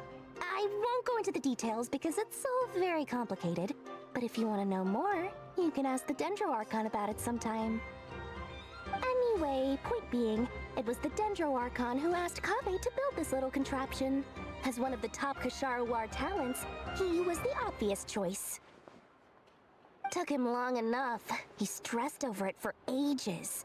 Must have gone through at least a dozen designs before producing a final product. But that's Kave for you. Marak delivered it to me a couple of days ago, along with a letter from Kave. Could I ask why I'm sending this technology to you? And what's your proposed use case? Has it been approved by the relevant authorities? So nosy. My fault for sending him the research permit to begin with. Surely Nahida must have told him you were involved in this project. He was probably just nervous because you're always so secretive about your business. Could be, could be. Anyway, I just replied, let's hope there never has to be a use case, because it would involve grave danger. Fair enough. But it sounds like he was just being cautious. He probably felt responsible as the one who made it. Or maybe he was Kave is just one of the mothers. housemate. He's the sixth sinner. Not sure why The though. destroyer of His housemate teleport doesn't seem to waypoints. really care that much about this kind of stuff. Either way, all's well that ends well. I'm just glad to finally have my hands on the product. I wouldn't want to be without it, given the potential dangers that lie ahead. Yeah. Huh? What does that look mean? Paimon's just super surprised. This must be the first time we've ever seen you actually get serious about something. This is not the Lord Sangama Bay we're used to. Well, a long time ago, I made a promise to myself. I promised that I was gonna live every day of my life with a big beaming smile. Obviously, Mora plays a big part in that. But there are always gonna be times in life when you have to give something back. That could mean paying back a debt, returning a favor, or showing some kindness. Alice has been a huge help to me over the years. She was the first investor I ever had. And I want my investors to know that Lord Sangama Bay is the best in the business. And more than that, no one knows what the future will bring. Whatever happens, I want to make sure the Dendro Archon and all of Sumeru is prepared to face whatever comes. Oh, back to the pendants. You never intended to ask for it back, did you? Oh, that? I was just making sure Nefer and I are square. Don't be thinking it was some sort of benevolent act. I'm no saint, so don't treat me like something I'm not. My priority is doing the business that I want to do. So long as my conscience lets me, but it usually does. That's the Lord Sangama Bay business model. Alright, if you say so. I do say so, and that's the whole point. I'm a businesswoman. Don't go trying to figure out what kind of person I am. You'll exhaust yourself. Much easier for everyone involved if you just take my word for it. Oh, and could you two help me get this stuff where it needs to be? Thanks so much. You're my favorite assistants. I wouldn't mind. Back to Hisi Island. Man, this video is taking long, man. I need to go to the toilet. Oh, man. Oh, shit. It's fine. It's fine. What hell? Traveler, Paimon, it's good to see you. Everything going smoothly over here? Sort of. As you're probably aware, Varka, Durin, and I captured some abyssal creatures from the Wild Hunt. Per the plan, we dissected and analyzed some samples of these creatures. The process went very smoothly. The findings, however, come with some troubling implications. What? You can actually dissect the Wild Hunt? That depends on your definition of Wild Hunt and dissection. Harmless, lifeless. These words are accurate descriptions. The Wild Hunt is an interesting phenomenon. In and of itself, it doesn't seem to possess anything akin to a human personality. But taken as a collective, the medium through which the Wild Hunt is summoned does appear to have a soul. Master griped a lot about the wise Horoptetyr, and seemed somewhat fascinated with the Faust Certology. But she barely mentioned Rerir at all. I don't think that was because of his lower social standing, though. Anyway, it's a pity. I should like to hear her thoughts on the nature of the life form he has become today. Yeah, I'll be right back. I really need to go to the toilet. But let me just end the recording quickly, and I'll be right back with you slimes. And we are back. We are back. I'm back. It's a strange mix. The furious energy of an abyssal being channeled through a fractured physical existence. A consequence of being torn apart by an unknown power. Perhaps the only explanation for his survival in this state is that he sacrificed a degree of individuality in exchange for a continued existence. Oh, sorry. Once I get talking about interesting research, I have a tendency to go on indefinitely. Back to our research findings. Essentially, they confirm my hypothesis. Rerir's corpse is completely contaminated by the Abyss, and the effects are irreversible. You could think of this as Rerir in mutated form. But in my view, even that would be inaccurate. In reality, his whole being has been consumed by the Abyss. In other words, he is now nothing more than a manifestation of abyssal power. Unfortunately, at present, we have no means of completely eradicating abyssal power. Hence, we cannot fundamentally destroy the Rerir of Solnari either. Oh, that's terrible news! So, that's it? We can't defeat him? Not even if we get the power of the Three Moons? Miss Columbina's situation is a difficult one. She can never achieve wholeness when the world does not accept her presence. It's as if her creator banished her to a place she can never be accepted. It means she spends most of her energy just on her own survival. Given the circumstances, it's only natural to despair.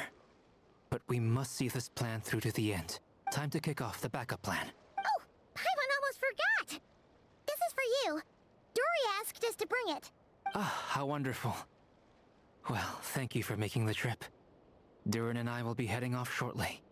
I'm sorry I won't be there to protect you in person this time. Please be careful. We will. All right then. Stay safe. Nah, easy. We're gonna whoop his ass. Oh boy. But yeah, this is the, technically speaking, part 2 that you're watching currently. I cut it, the video, in like 2 parts, which will be in one singular recording. I have no idea when it will end. But I do feel like things are now packing more heat and action, so I do feel like we'll be getting there. Yes. The fate of my flock is in your hands, Grandmaster Varka.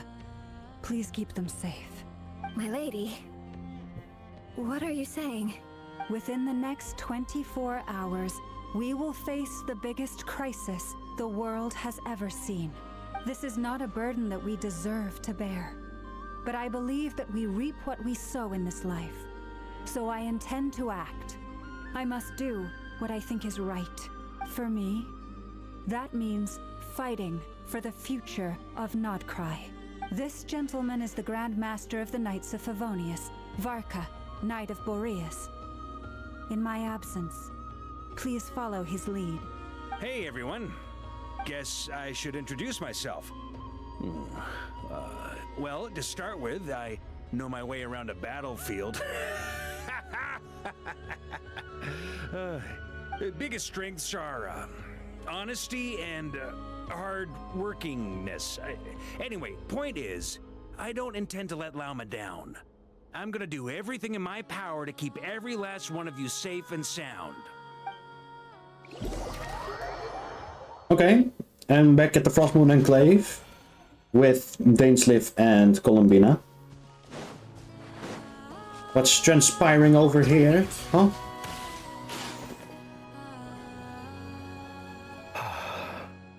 Something on your mind? Feed. Miss Columbina, was it? I believe that's how the others addressed you. That's right. Names are funny things. Have you always been called Dainsleif? Yes. I take it your own name has a more complicated history. I have a different relationship with names than other people. To be honest, I'm not even sure that Columbina is my name. At least, not in the same way that Dainsleif is yours. But it's what everyone calls me, and I go along with it. A lot of my life has been that way. I get so used to things that I forget to question why they are so. I never used to think much about where names come from, or what they mean to people. Maybe something's wrong with me. You're different from other people. I sensed it the first time we met. You're more perceptive than most. I'm sure your long life and rich range of experience explains that. Do you ever find yourself missing Conria, Mr. Dainsleif? Difficult to answer. I have dreamed of the past many, many times. Sometimes I'm fighting tooth and nail. Other times I'm lying on the ground, defeated. I don't recall any happy moments from that time.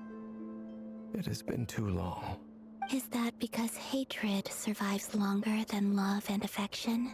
That would not be for me to say. I make no excuses for the grudges I bear. But whatever the reason, I remember little that was beautiful or sentimental. Thank you for your help with the Rerir situation. Without your efforts, I never could have learned the hidden truth of his story. You're welcome. I know he's your friend. Friend? He betrayed me. And I never really understood what he was going through in life. Some friendship, that is. Okay. So, do you plan to fight him with us? You see, you're torn. Now you know what really happened. You see the things he's done in a new light. I need some time. Of course. I completely understand. Anyone else in your position would feel conflicted too. Actually, I don't blame him. I went through something similar myself recently. Something happened that changed my perspective on a situation. A situation I took for granted at the time, but now I feel very grateful for it. You mean the Harbingers who still support you, even though you've left the Fatui? Yes. I always thought they were only helping me because Harbingers are forced to work together. But then I abandoned them. A warrant was even put out for my arrest. And even now, they still support me. Which means I was wrong about them all along.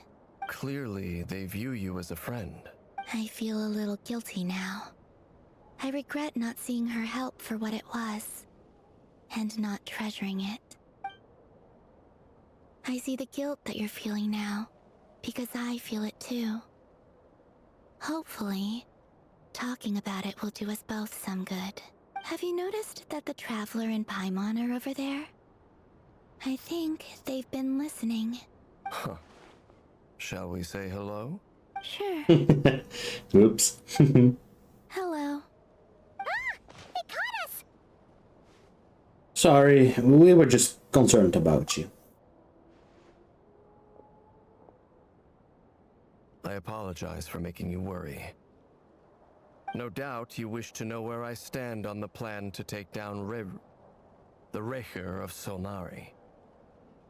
I'm afraid I need a little time, but I will seriously consider joining you. You will? Oh, thank you so much! Everyone will be so grateful to hear that! They needn't be. This was something that I was going to have to face up to eventually. That doesn't matter to them. They're grateful to you regardless. You can't control their gratitude, so just accept it. And then, have a think about whether you're willing to join us. Just take it easy, Dainsleif. Sanctum of the Oathkeeper! It's nearly showtime! Let's go rendezvous with the others. You know the place. Yep, I sure do. Let's go, Shilonen. Hey. Rap in the background. You're earlier than I expected.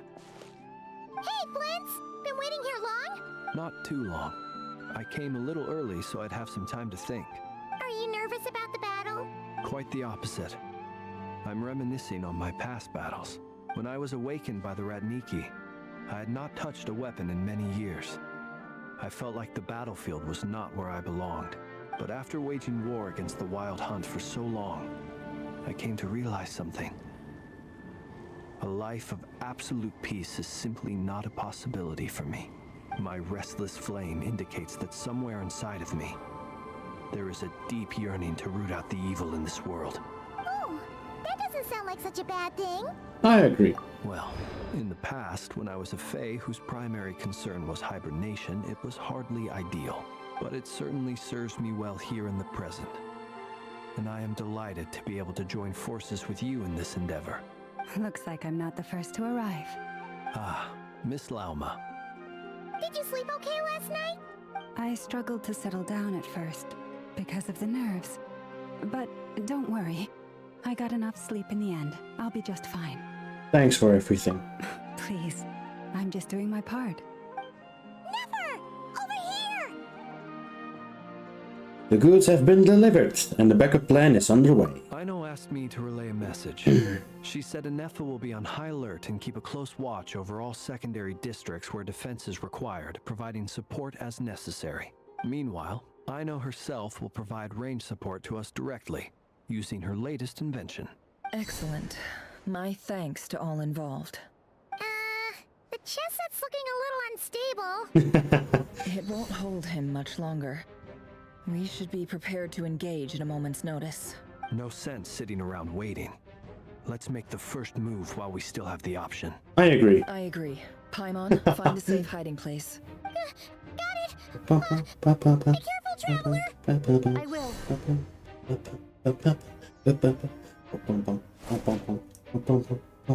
Everyone, take your positions as soon as the battle starts. Every ounce of strength we have in our bones, let us bring to this fight. Ready? Let's go. Oh yeah. I've seen all your futile ploys before. You have become the authors of your own demise. I wouldn't be so sure about that. You are merely a moment of sport before I tear down the moon. Meh. Bring it. I like the loading screen.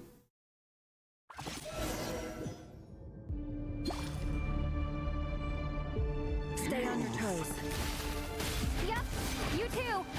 I can shoot too. Water pistol attack. The moon. Oh fuck. Leave this place. Can't hide the truth. Let me help you guys. Ow. Are you quite finished? Wop wop wop wop wop. It all adds up.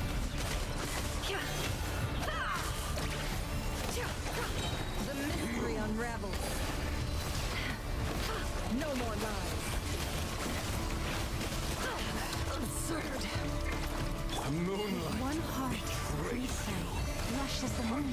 A grave trying to Go!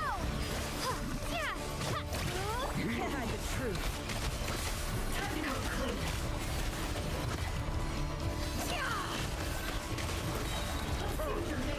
It began with the moon, and so shall it end. The moon will protect you.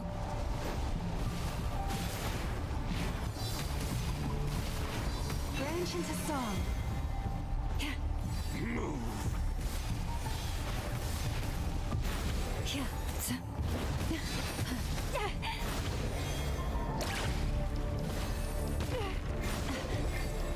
Oh, I don't need to do this. Oh, it's not down here. Oh my goodness. Oh my. I'm confused. Look.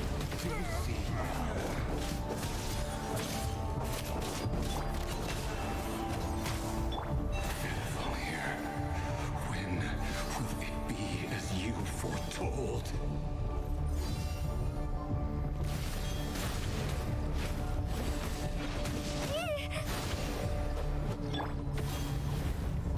Spirits are not welcome here. Protect us. Seek within. Can't hide the truth. No more lies. Beware the creatures of the night. Observe. Be silent. Wipe out! Moonlight betrays you. With one heart, we pray. Are you quite finished? The mystery unravels. It all adds up. Oh boy. I apologize if I have lag, by the way. I don't know why I have lag. Your little game of heroics is over. Who wants to go first?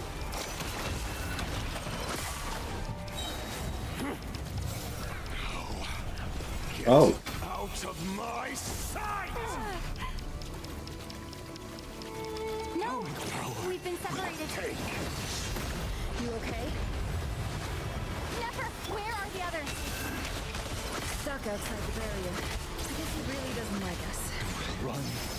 Hide before. Knowing too much is always a death sentence. Be careful what you wish for.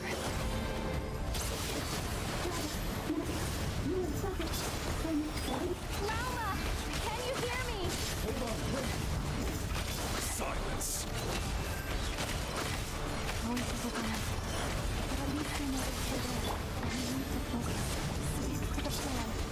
Remember my most important task. Please keep following him. If I can follow him for long enough, the moment will come.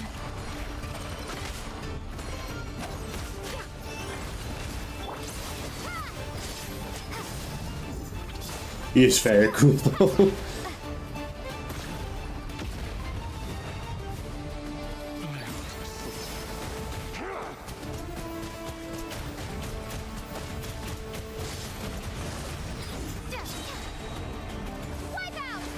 It all adds up. It all falls into place. Can't hide the truth.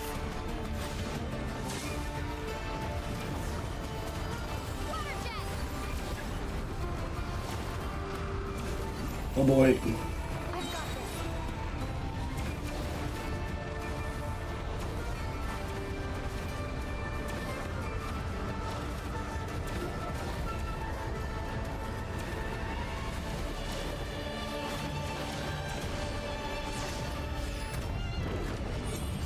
Oh my god.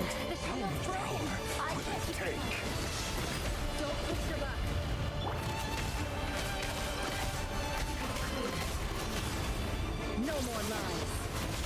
Let's see what you're made of.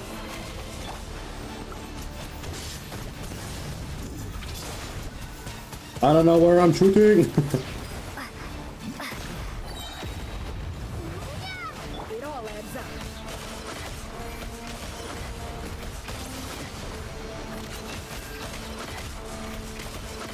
Let's see what you're made of.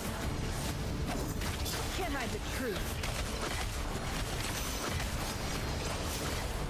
The mystery unravels. It all adds up.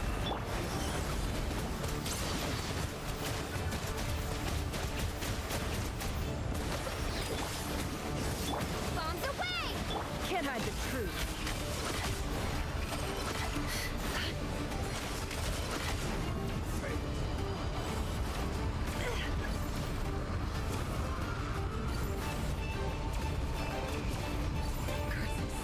There's no other way.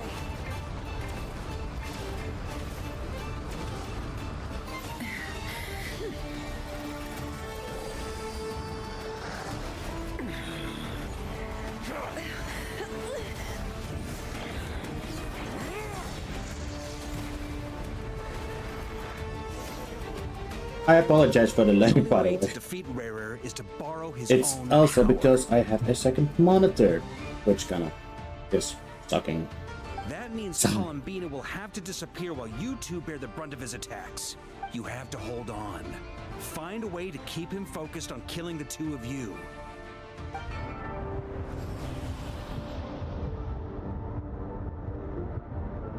Never!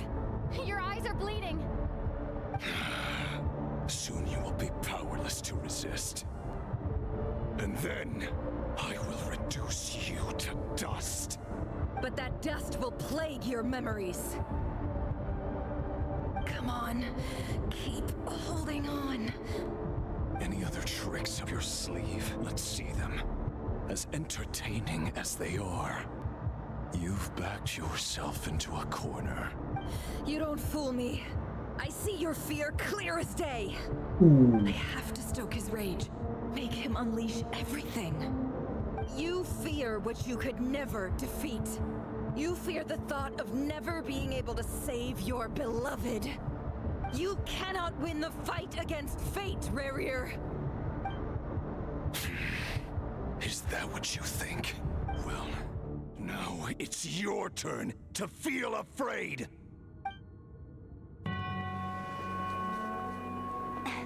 You fear the sound of your own name? Is it us you hate? Or is it what you've become?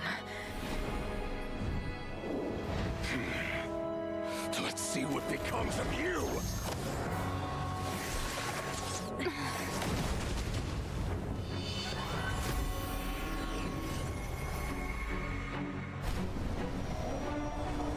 Oh.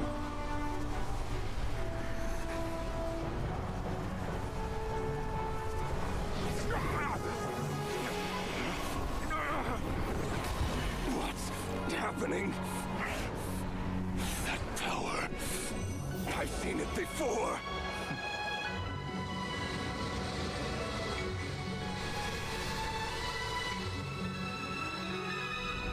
His power is on another level.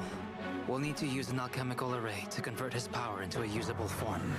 Then quickly channel it into Columbina, rendering her powerful enough to compete with him.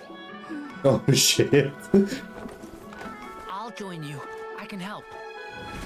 If I release enough abyssal energy into a confined space, it'll create a potential difference, allowing us to extract a huge amount of elemental energy. Next, I'll synchronize with everyone's minds using Pyro, then give you temporary access to their abilities and fields of view. But it won't last long. Oh, this is so fucking cool!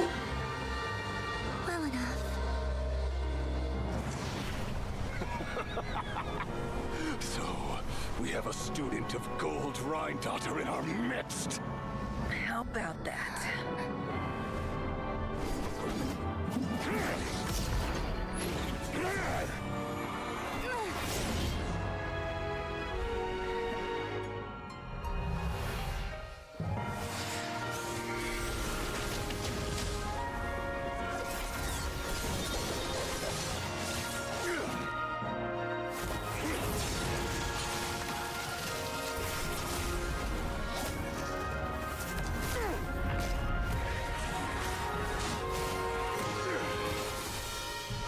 You use my own power against me? Just like how you stole Kuvaki. Look familiar?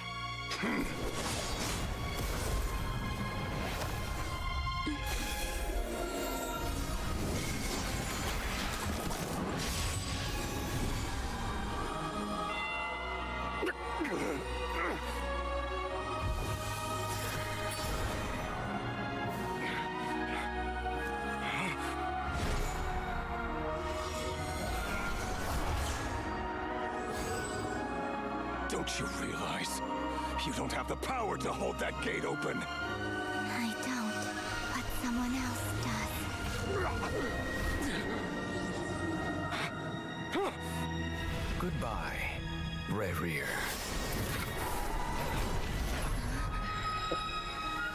Yes! Oh my god. We won.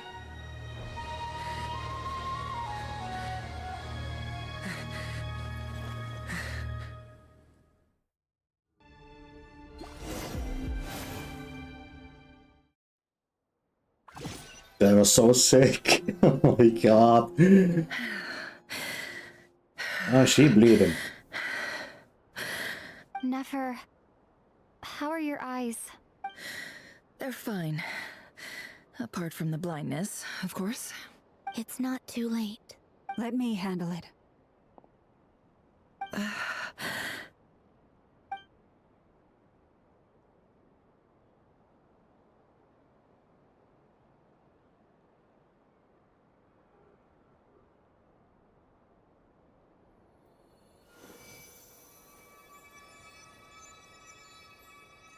Miss Nefer, it's not like you to lose your composure. That was the most reckless thing I've ever seen you do. Reckless how? The situation was critical. Our lives were at stake. We had to do something. Even so. Okay. I guess you're right. Under the circumstances, it was a wise decision. You traded your eyes for an incredible victory. In business terms, I suppose that's a huge return on investment. I'd be hard-pressed to argue otherwise. Still, I don't like this outcome, and I don't want you to lose your sight for good. People suffer when they make sacrifices they shouldn't have to make. Whether that means faith, strength, or in this case, your ability to even see. I had hoped you could win without sacrificing so much as a single hair on your head. Thank you. Really. All done. Don't try and open your eyes just yet. We'll see how you're doing in a couple of days. Until then, please follow your recovery plan to the letter. I'll send full details through Yehoda. For now, just get yourself home, relax, and rest. My dear friends, we have fought bravely and achieved a spectacular victory. A dark cloud has been lifted from the skies of Nodcry. All in this land will be grateful for what you have done. The moon will remember this day. Thank you both. Yehoda shows up and helps Never get home. And you, of course, have Paimon to escort you back. The sight of Never navigating the road with her eyes closed is a new one for you. She proceeds cautiously, but as her silhouette disappears into the distance, you notice she seems almost smug. There's something I want to let you know. Also, I apologize if I have lag. I have a second monitor connected to my PC, and ever since it's on, I have more problems with like running applications and sharing my screen and apparently recording as well, which really sucks. So I'll probably be recording on one screen for Expedition 33, and I hope I can get it fixed because it just sucks. What is it? When Durin connected everyone's minds so I could access their powers, I also felt everything they felt. And since Nefer's eyes were injured, my eyes are hurting now too. Hold on. Let me try. I only feel the pain. There's no actual damage. I just thought I should tell you. You're right. There's no damage. That's a relief. But I must say, I'm surprised to hear the Kutar share something like this with me. In the past, you never used to open up about yourself. Things are a little different now from how they were. I'm learning to share how I truly feel with my friends. Friends? You have no idea how glad I am to hear that. You can't help but break into a smile at the word friends, as a warm and fuzzy feeling fills your chest. One by one, your fellow teammates report in to inform you that everything is under control. At Lala's instance, you lie down, you fought on the front line against Rarier, and now you need to rest.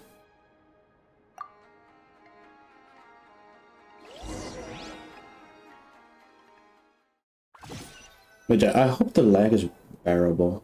I'm really sorry. I apologize, YouTube slimes. I hope the quality doesn't drop too much because of it. You're awake! How are you feeling? Any aches and pains? Did you sleep well? I'm doing all right, Paimon. No need to worry about me. Phew! Well, that's good. Paimon's been sitting on the edge of the bed worrying about you for ages. You slept a whole day and night. Poor Paimon had to eat all by her lonesome. Glad to hear you didn't starve. How was the food? Well, it wasn't the same without you there to share it.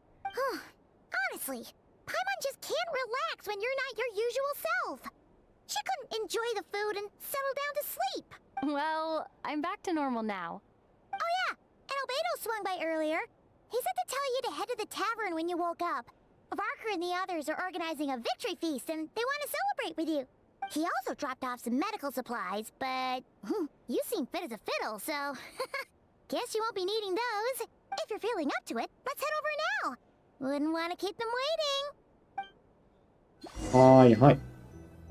Before the moon fell, to the flagship we go. No. Oh, I'm already here, huh?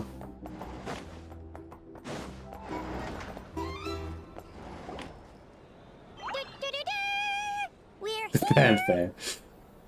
Traveler and Paimon! Perfect timing! We were literally just saying how there's no way we're holding this victory feast without you any longer, and we would have postponed it till tomorrow. How are you feeling today? Much better, thanks. Don't worry about me. Relieved to hear it. If that changes, just let me know. Happy to check you over at any time. Yep, we're here for you. Anything you need, just let us know. Oh wait, where's Nefer? How are her eyes doing? Nefer's right over there. I'm sure she'd love to catch up with you. Yes, Nefer, are you okay, girl? Well, she has opened her eyes, so it seems she's doing fine.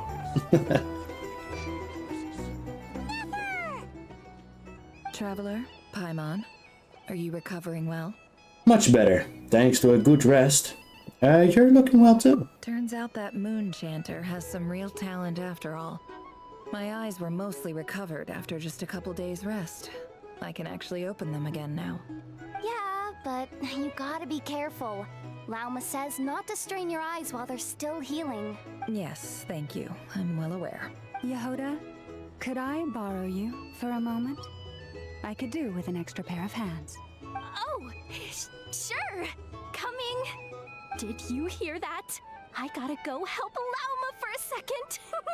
You guys chat among yourselves. I'll grab us some drinks on the way back. Paimon, you still like them sweet? You bet. Make it extra sweet, because Paimon's earned it. Sure thing. Bum bum. What's the matter? What's on your mind?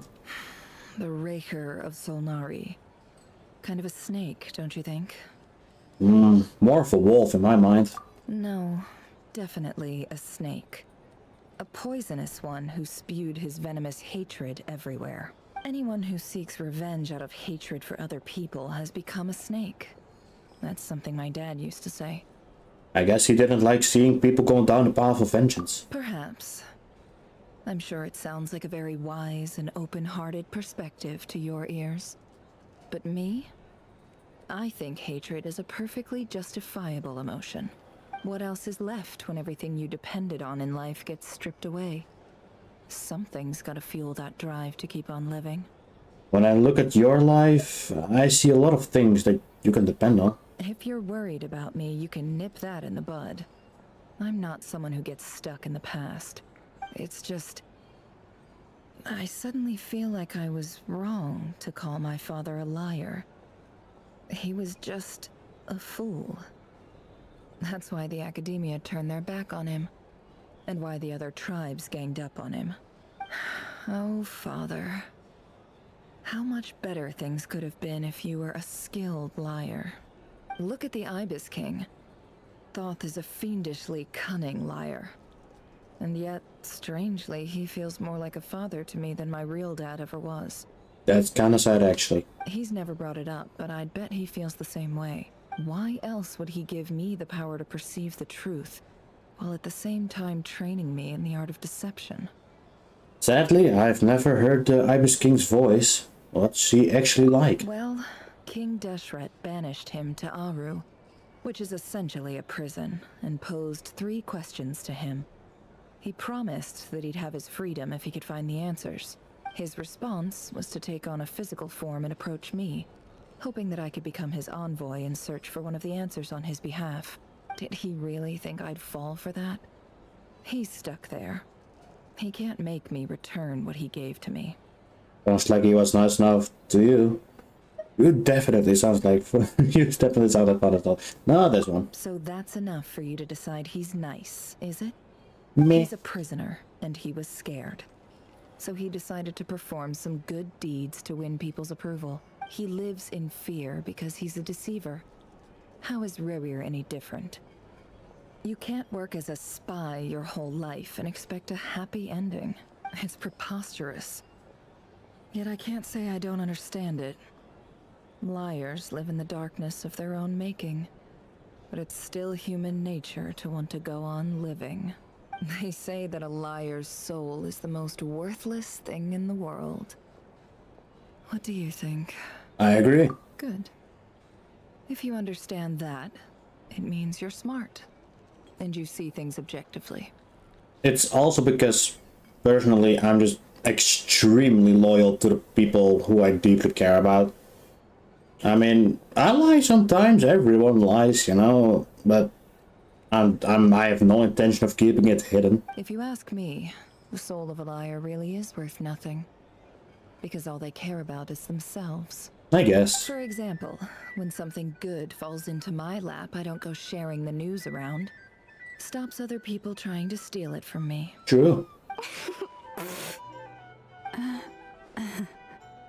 I have a feeling some people over there may have overheard that. So be it. They have sharp ears. I can't keep anything from them. Is that your way of saying you've warmed up to them now? Oh, is that what it looks like? What it looks like is you're starting to see us as your friends. Well, you all know my past now. And I can't simply eliminate everyone who knows too much. So I guess I just have to put up with you. For the foreseeable future, at least. When you find yourself in a situation you can't control, the safest play is to keep calm and start monitoring everyone involved like a hawk. In the intelligence world, you need to have a sense of perspective and play your hand accordingly.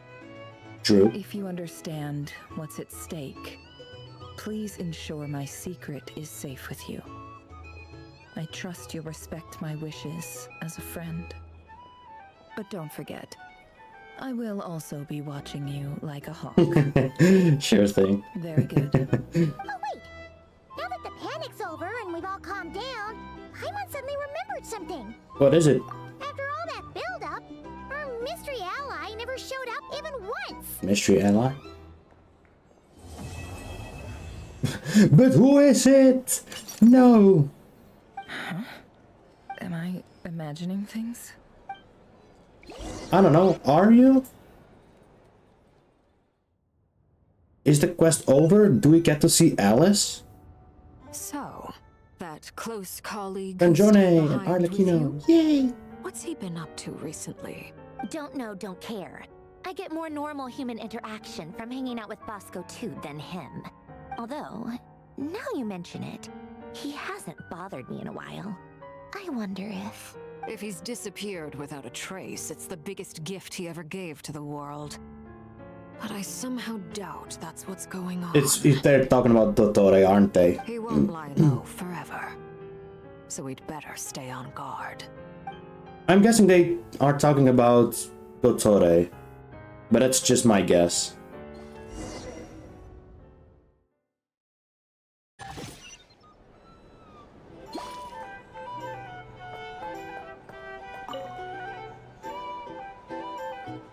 Ah, Lord Sangama Bay. How lovely to see you.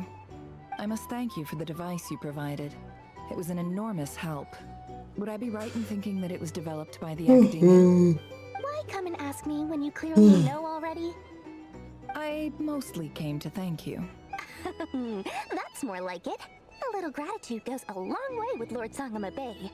Play your cards right, and you might even stand a chance of becoming my long-term supplier. The chance to work with such a kind and charitable investor as yourself would be a great honor for the Curatorium. Huh? Charitable? Who said anything about charity? First time hearing about it. Let's see. The first plot of land you purchased in Nodcry, your desert interests, and... Stop! What do you think you're doing? Exposing my investment history! It's nothing to hide from. They're all perfectly legitimate investments. I'm dying. Some of the land you purchased was with the intent of building a sanctuary. Yes, I heard about that too. How did you... You're a curious case, Lord Sangama Bay. You don't like people finding out about your good deeds, do you? But I'm afraid no matter how hard you try to keep things under wraps, where there's a will, there's a way. You did it for Sumeru, didn't you?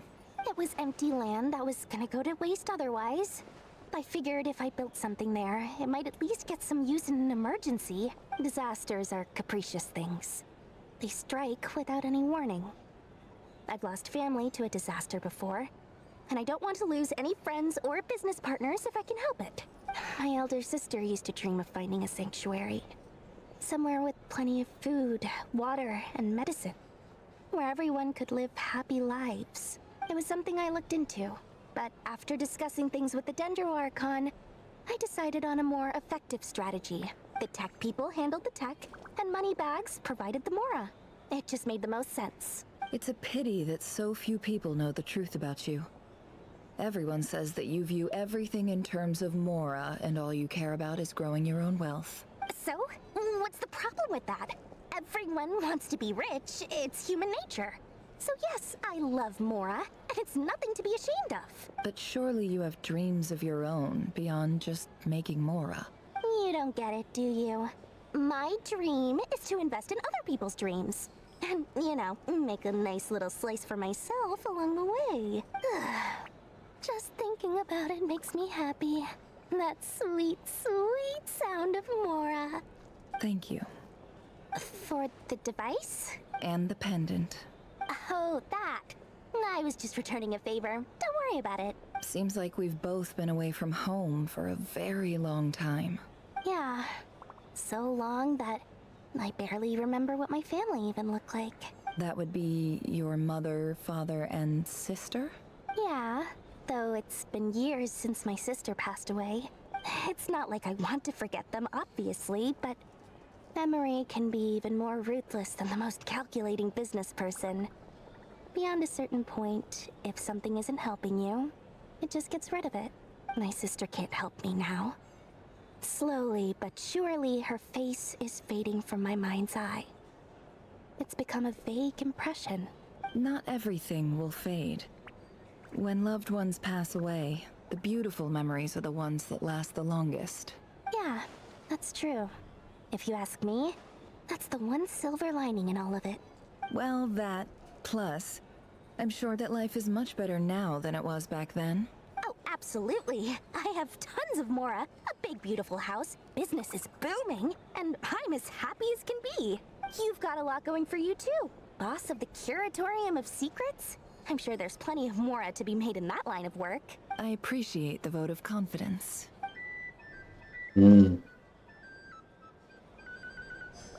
Interesting, interesting. A little bit of gaudy lore. Verka. How have you been holding up? Any adverse reactions? If you start to take a turn for the worse, make sure you tell me right away. You don't need to worry about me, Grandmaster. I'm fine. I mean, I barely did anything, so... What? You're too humble, young man. You played an indispensable role in the battle for Nodcry. We can't thank you enough for your support. Sometimes, When people praise you, it's because you deserve it. The best thing is to accept it calmly and with grace. It's important to learn how to respond to words of admiration. Oh, I'm very bad with that as well. Let's do a quick demonstration. Albedo, that was an incredible feat of alchemy. The pressure was on, but you worked flawlessly at lightning speed to get the job done. Thank you. I can't take all the credit, though. Durin played a big part in forming the alchemical array. See? Did you catch that? A masterclass in how to take a compliment. Okay, yeah. I did work pretty hard to help prepare for the battle. No point denying that. Hello. Seriously, great work, everyone. You all outdid yourselves. Hey, look who's bounced back. Looking good, traveler. Hello. Seems like you've recovered. You won't need to take any more medication. Can I get you a drink? Huh? You know how to order at a bar now? You've sure learned a lot recently. Handling a drinks order is ridiculously simple compared to alchemy. Don't worry, I'll blend into society yet. Paimon believes it. You're clearly a fast learner, just like your brother. To be totally honest, though, Paimon didn't quite follow all the details when you first explained the plan to us. Don't worry, that's completely understandable. Unless you're a student of alchemy, it's hard to grasp the principle and how the process works. To put it in the simplest terms, we saw how our enemy stole the power of Kuvaki. And that gave us the idea of stealing his power to turn it against him.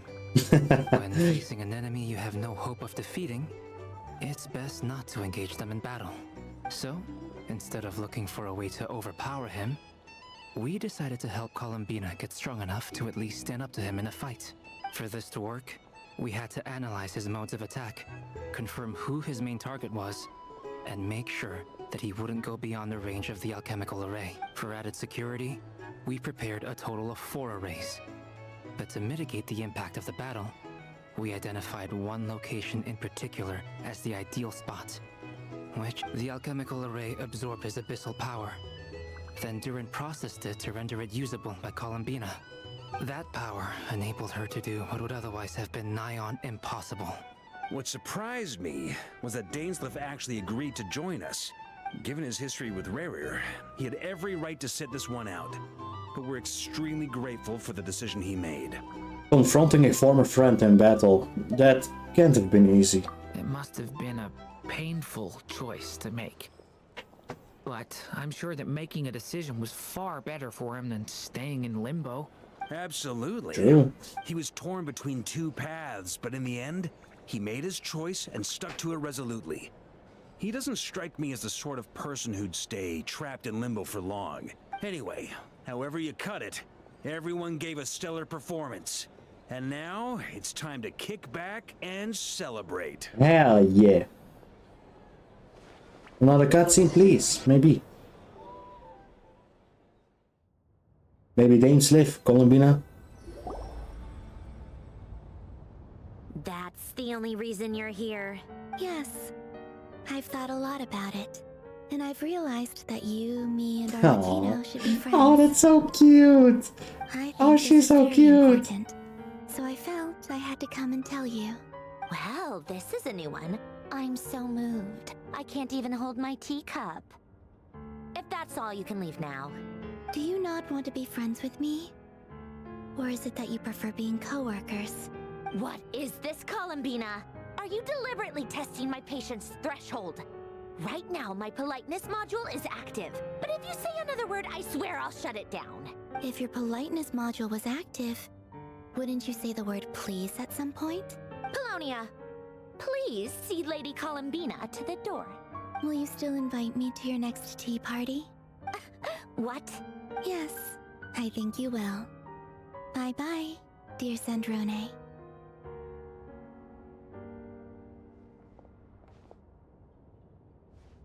Catching up with a friend. I hope I'm not interrupting. Last time the Wild Hunt escorted you out. Would you rather I handled it myself this time? We just wanted to, see how you were doing now that it's all over. Why? Out of concern for my safety?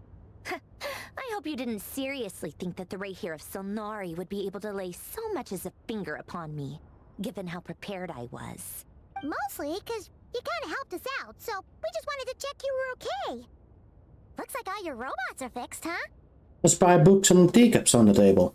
Oh, don't you worry about that. Tea time is already a write-off. The visitor before you managed to kill my appetite.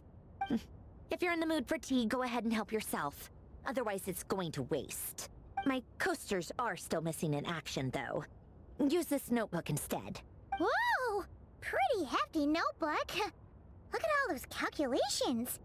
You can ignore those. They're just dumb scribblings. I doodle and write in my free time.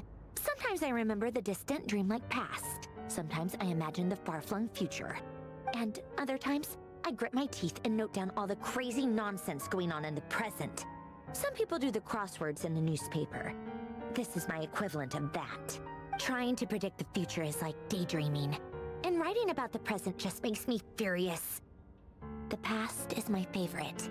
If nothing else, it's already set in stone, so I don't have to rack my brains trying to figure it all out. That's a fair assumption. Yeah.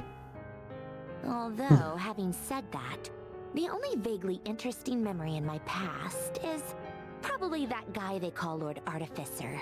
Lord Artificer? You mean Elaine Guillotine? Who else? Pretty much all the mecha and Fontaine are his personal handiwork. Wait, ooh. Are you saying you know Damn. him? Like, personally? As a friend? I mean, I guess we were friendly enough. So you've actually met him, but he lived hundreds of years ago. Yep. In fact, I'm probably the only normal person left who knew him at all. We used to chat occasionally back when he was still around. Before he passed away, he asked me to destroy all his manuscripts. I honored his request, but I did read through everything first before destroying them. I mean, I couldn't let the genius of Lord Artificer Alain Guillotin disappear like that. Oh, Alain Guillotin. Such Yeah, a sure. waste. So, that's where the formulas in your notebook are from? I just told you. Those are my equivalent of crossword puzzles. They're just dumb formulas that I solve for fun when I'm bored. Alain's work was like epic poetry. The formulas in my notebook are just silly little riddles in comparison. Not that there's anything bad about them. I mean, at least, solving those riddles isn't going to hurt anyone. Except me, because I lose a few brain cells in the process. Anyway, while we're on the topic, I might as well tell you about what happened to him and his friends. Alain Guillotin had two close buddies, Renee and Jacob. They spent their childhood years together in the Narcissenkreuz Institute. They were all quite competitive, so there was some rivalry between them. But beneath the friendship and the rivalry ran something deeper, a sense of nostalgia for the past. Unfortunately, childhood would end, the prophecy would come true, the apocalypse would arrive, and the future would never be. A mad dream that would normally only capture the minds of lunatics begin to take root in their hearts. A dream of saving the world. And if Renee and Alain had been people of lesser wits, that dream would probably have ended up as something for them to joke about in their older years. But alas, they were some of the sharpest minds around. They nurtured that dream with the full power. Look at the guy out farming in the back. It grew into something that ate away at their souls. The first of them to fall under its spell was Renee. Against Alain's wishes, he persisted in experimenting on a mutual friend of theirs to try and save their life. Alain did not approve and parted ways with Renee. Okay. It's complicated. Alain wanted to believe that Renee only did what he did for the sake of their friendship. But when he told me about what happened, I could tell he still had some suspicions about Renee's motives. Perhaps the seed that would grow into a nightmare had already sprouted in Renee's mind. Even then, the next time they met, Renee's soul had been completely engulfed by the dream of salvation. Oh. His futile attempt to change the tide of fate only resulted in a wave that swallowed up the world, even before the apocalypse came. And although that wave died down eventually, I hear that it just recently came back with a vengeance. As I understand, Renee wanted to live out his dream of salvation once more. But I I'm told that the attempted resurgence finally died out for good. At long last, Renee awoke from his deluded dream. Though of course by then it was far too late. What do you think of Renee? Do you admire his transcendent genius? His view that any price was worth paying to achieve the lofty goal of saving the world? Or do you despise him? Dismiss him as an evil madman who wrought havoc on the lives of everyone around him as he pursued his delusional dream. Same difference, really. Just a matter of perspective. Oh boy, my brain.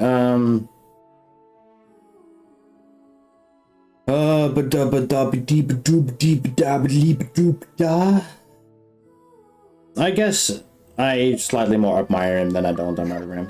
Doesn't surprise me. You share one thing in common, after all. You both want to be the savior. The only difference is, your dream came true, and his, well, he wasn't the one who made it come true. What about you? What's your take on Renee? I don't like fanatics who give up their whole lives for their ideology. Nor do I like fools who let their delusions take control. Maybe I could understand if Renee had just been an ordinary person. But he had a sage-like intellect. And still managed to get himself lost in the labyrinth of his own desires. Anyway, that's enough about Renee. Now, moving on to Alain Guillotin, the Lord Artificer. He managed to put a stop to the first storm whipped up by Renee. But after that, Alain lost his friends and family.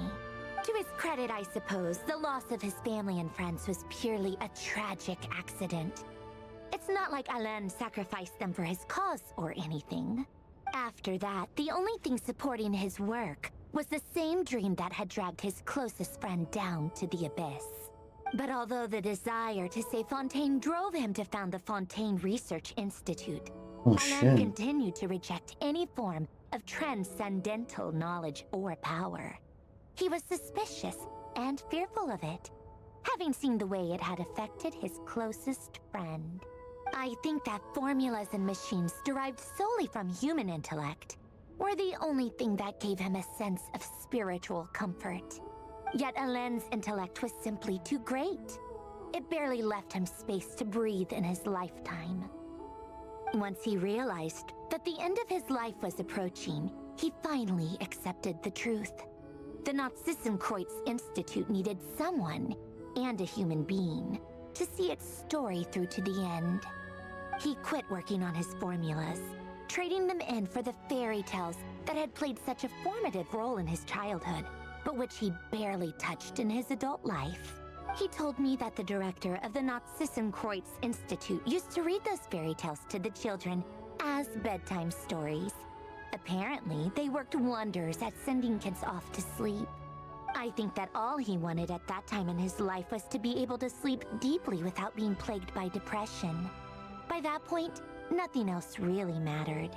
At the very end, he laid down to rest in the ruins of the former Nazissenkreuz Institute orphanage, while the Fontaine Research Institute he had founded continued tirelessly with its work. Many years after that, tensions over competing dreams would once again cause a rift, this time between members of the Fontaine Research Institute. But the actions of those fools had nothing at all to do with Alain. And that is the story of two people from the Nazissenkreuz Institute who both wanted to save the world. One went all in on his fantasy of salvation without ever looking back, and ended up calmly sinking to the bottom of the deepest sea. The other sought desperately to burn bright in his life, even though he wasn't sure where he was going. I do sometimes wonder, why is it that people like them have such grand hopes of saving the world? Even the grandest tree starts as a tiny seed. So perhaps, for each of them, their mission to save the world began with a very simple desire: to save themselves. They were young children with friends and family who mattered to them, desires to explore the meaning of life, ambitions to have a successful career. They didn't want to see all of that taken away in one fell swoop. I didn't expect Sandrona to be such a yapper. Or maybe they just wanted I don't to mind find that. something to anchor themselves within the chaos, to stop them getting quietly swept away by the storms of life. But instead, the search for their own salvation took them down the rocky road laid out by fate. Do you think the desire to save oneself is enough of a justification to try and save the world? Do you think the desire to save oneself is enough of a justification to try and save the world? I mean, if you desire to save yourself from like a bad thing, you know, like generally are publicly seen as something very negative, and actually try to improve yourself, I do feel like those people could indeed maybe have an attempt at like trying to save the world. Like more fantasy speaking. Realistically, in the real world, I don't know. I mean, saving oneself can be, I don't know, it can be simple yet also very extremely hard to do. But there are still people that put other people first. For example, for me personally, I don't really like myself anyways, but I do care a lot about the people who are close to me. So in my eyes, I'd save them more instead of myself. So it's more of like, I don't know if it fits in this context. So realistically, I would answer I don't know. But since it's Genshin, I will choose that it's enough. The way you said that sounded just like Alain. I asked him the same question back when he was in his prime, putting all of his energy into his work. He gave the exact same answer as you did. No elaboration, just a quick short answer before getting right back to his work. He was always that way. All right, tea time's over. I owe Arlecchino a favor for telling me these stories. I'll have to bring a whole sack of gifts the next time I visit the House of the Hearth. I'm gonna go tinker with Polonia now. You guys can do whatever you want, as long as it doesn't involve interrupting me. Polonia, exit hibernation mode. Begin diagnostics. She's pretty cute. I like Sandrone. I actually kind of like her. She's like a tsundere, but she's like very, you know, a bit more focused on herself and that kind of stuff. But I can also respect that. Is it actually over? What is this? Research spillover? Did I actually do it? Oh, it was also actually a thing about Never, no? Wow. That quest was pretty insane, I'm not gonna lie. I'm glad that I did it, and I'm very happy that was all the quests. Nice.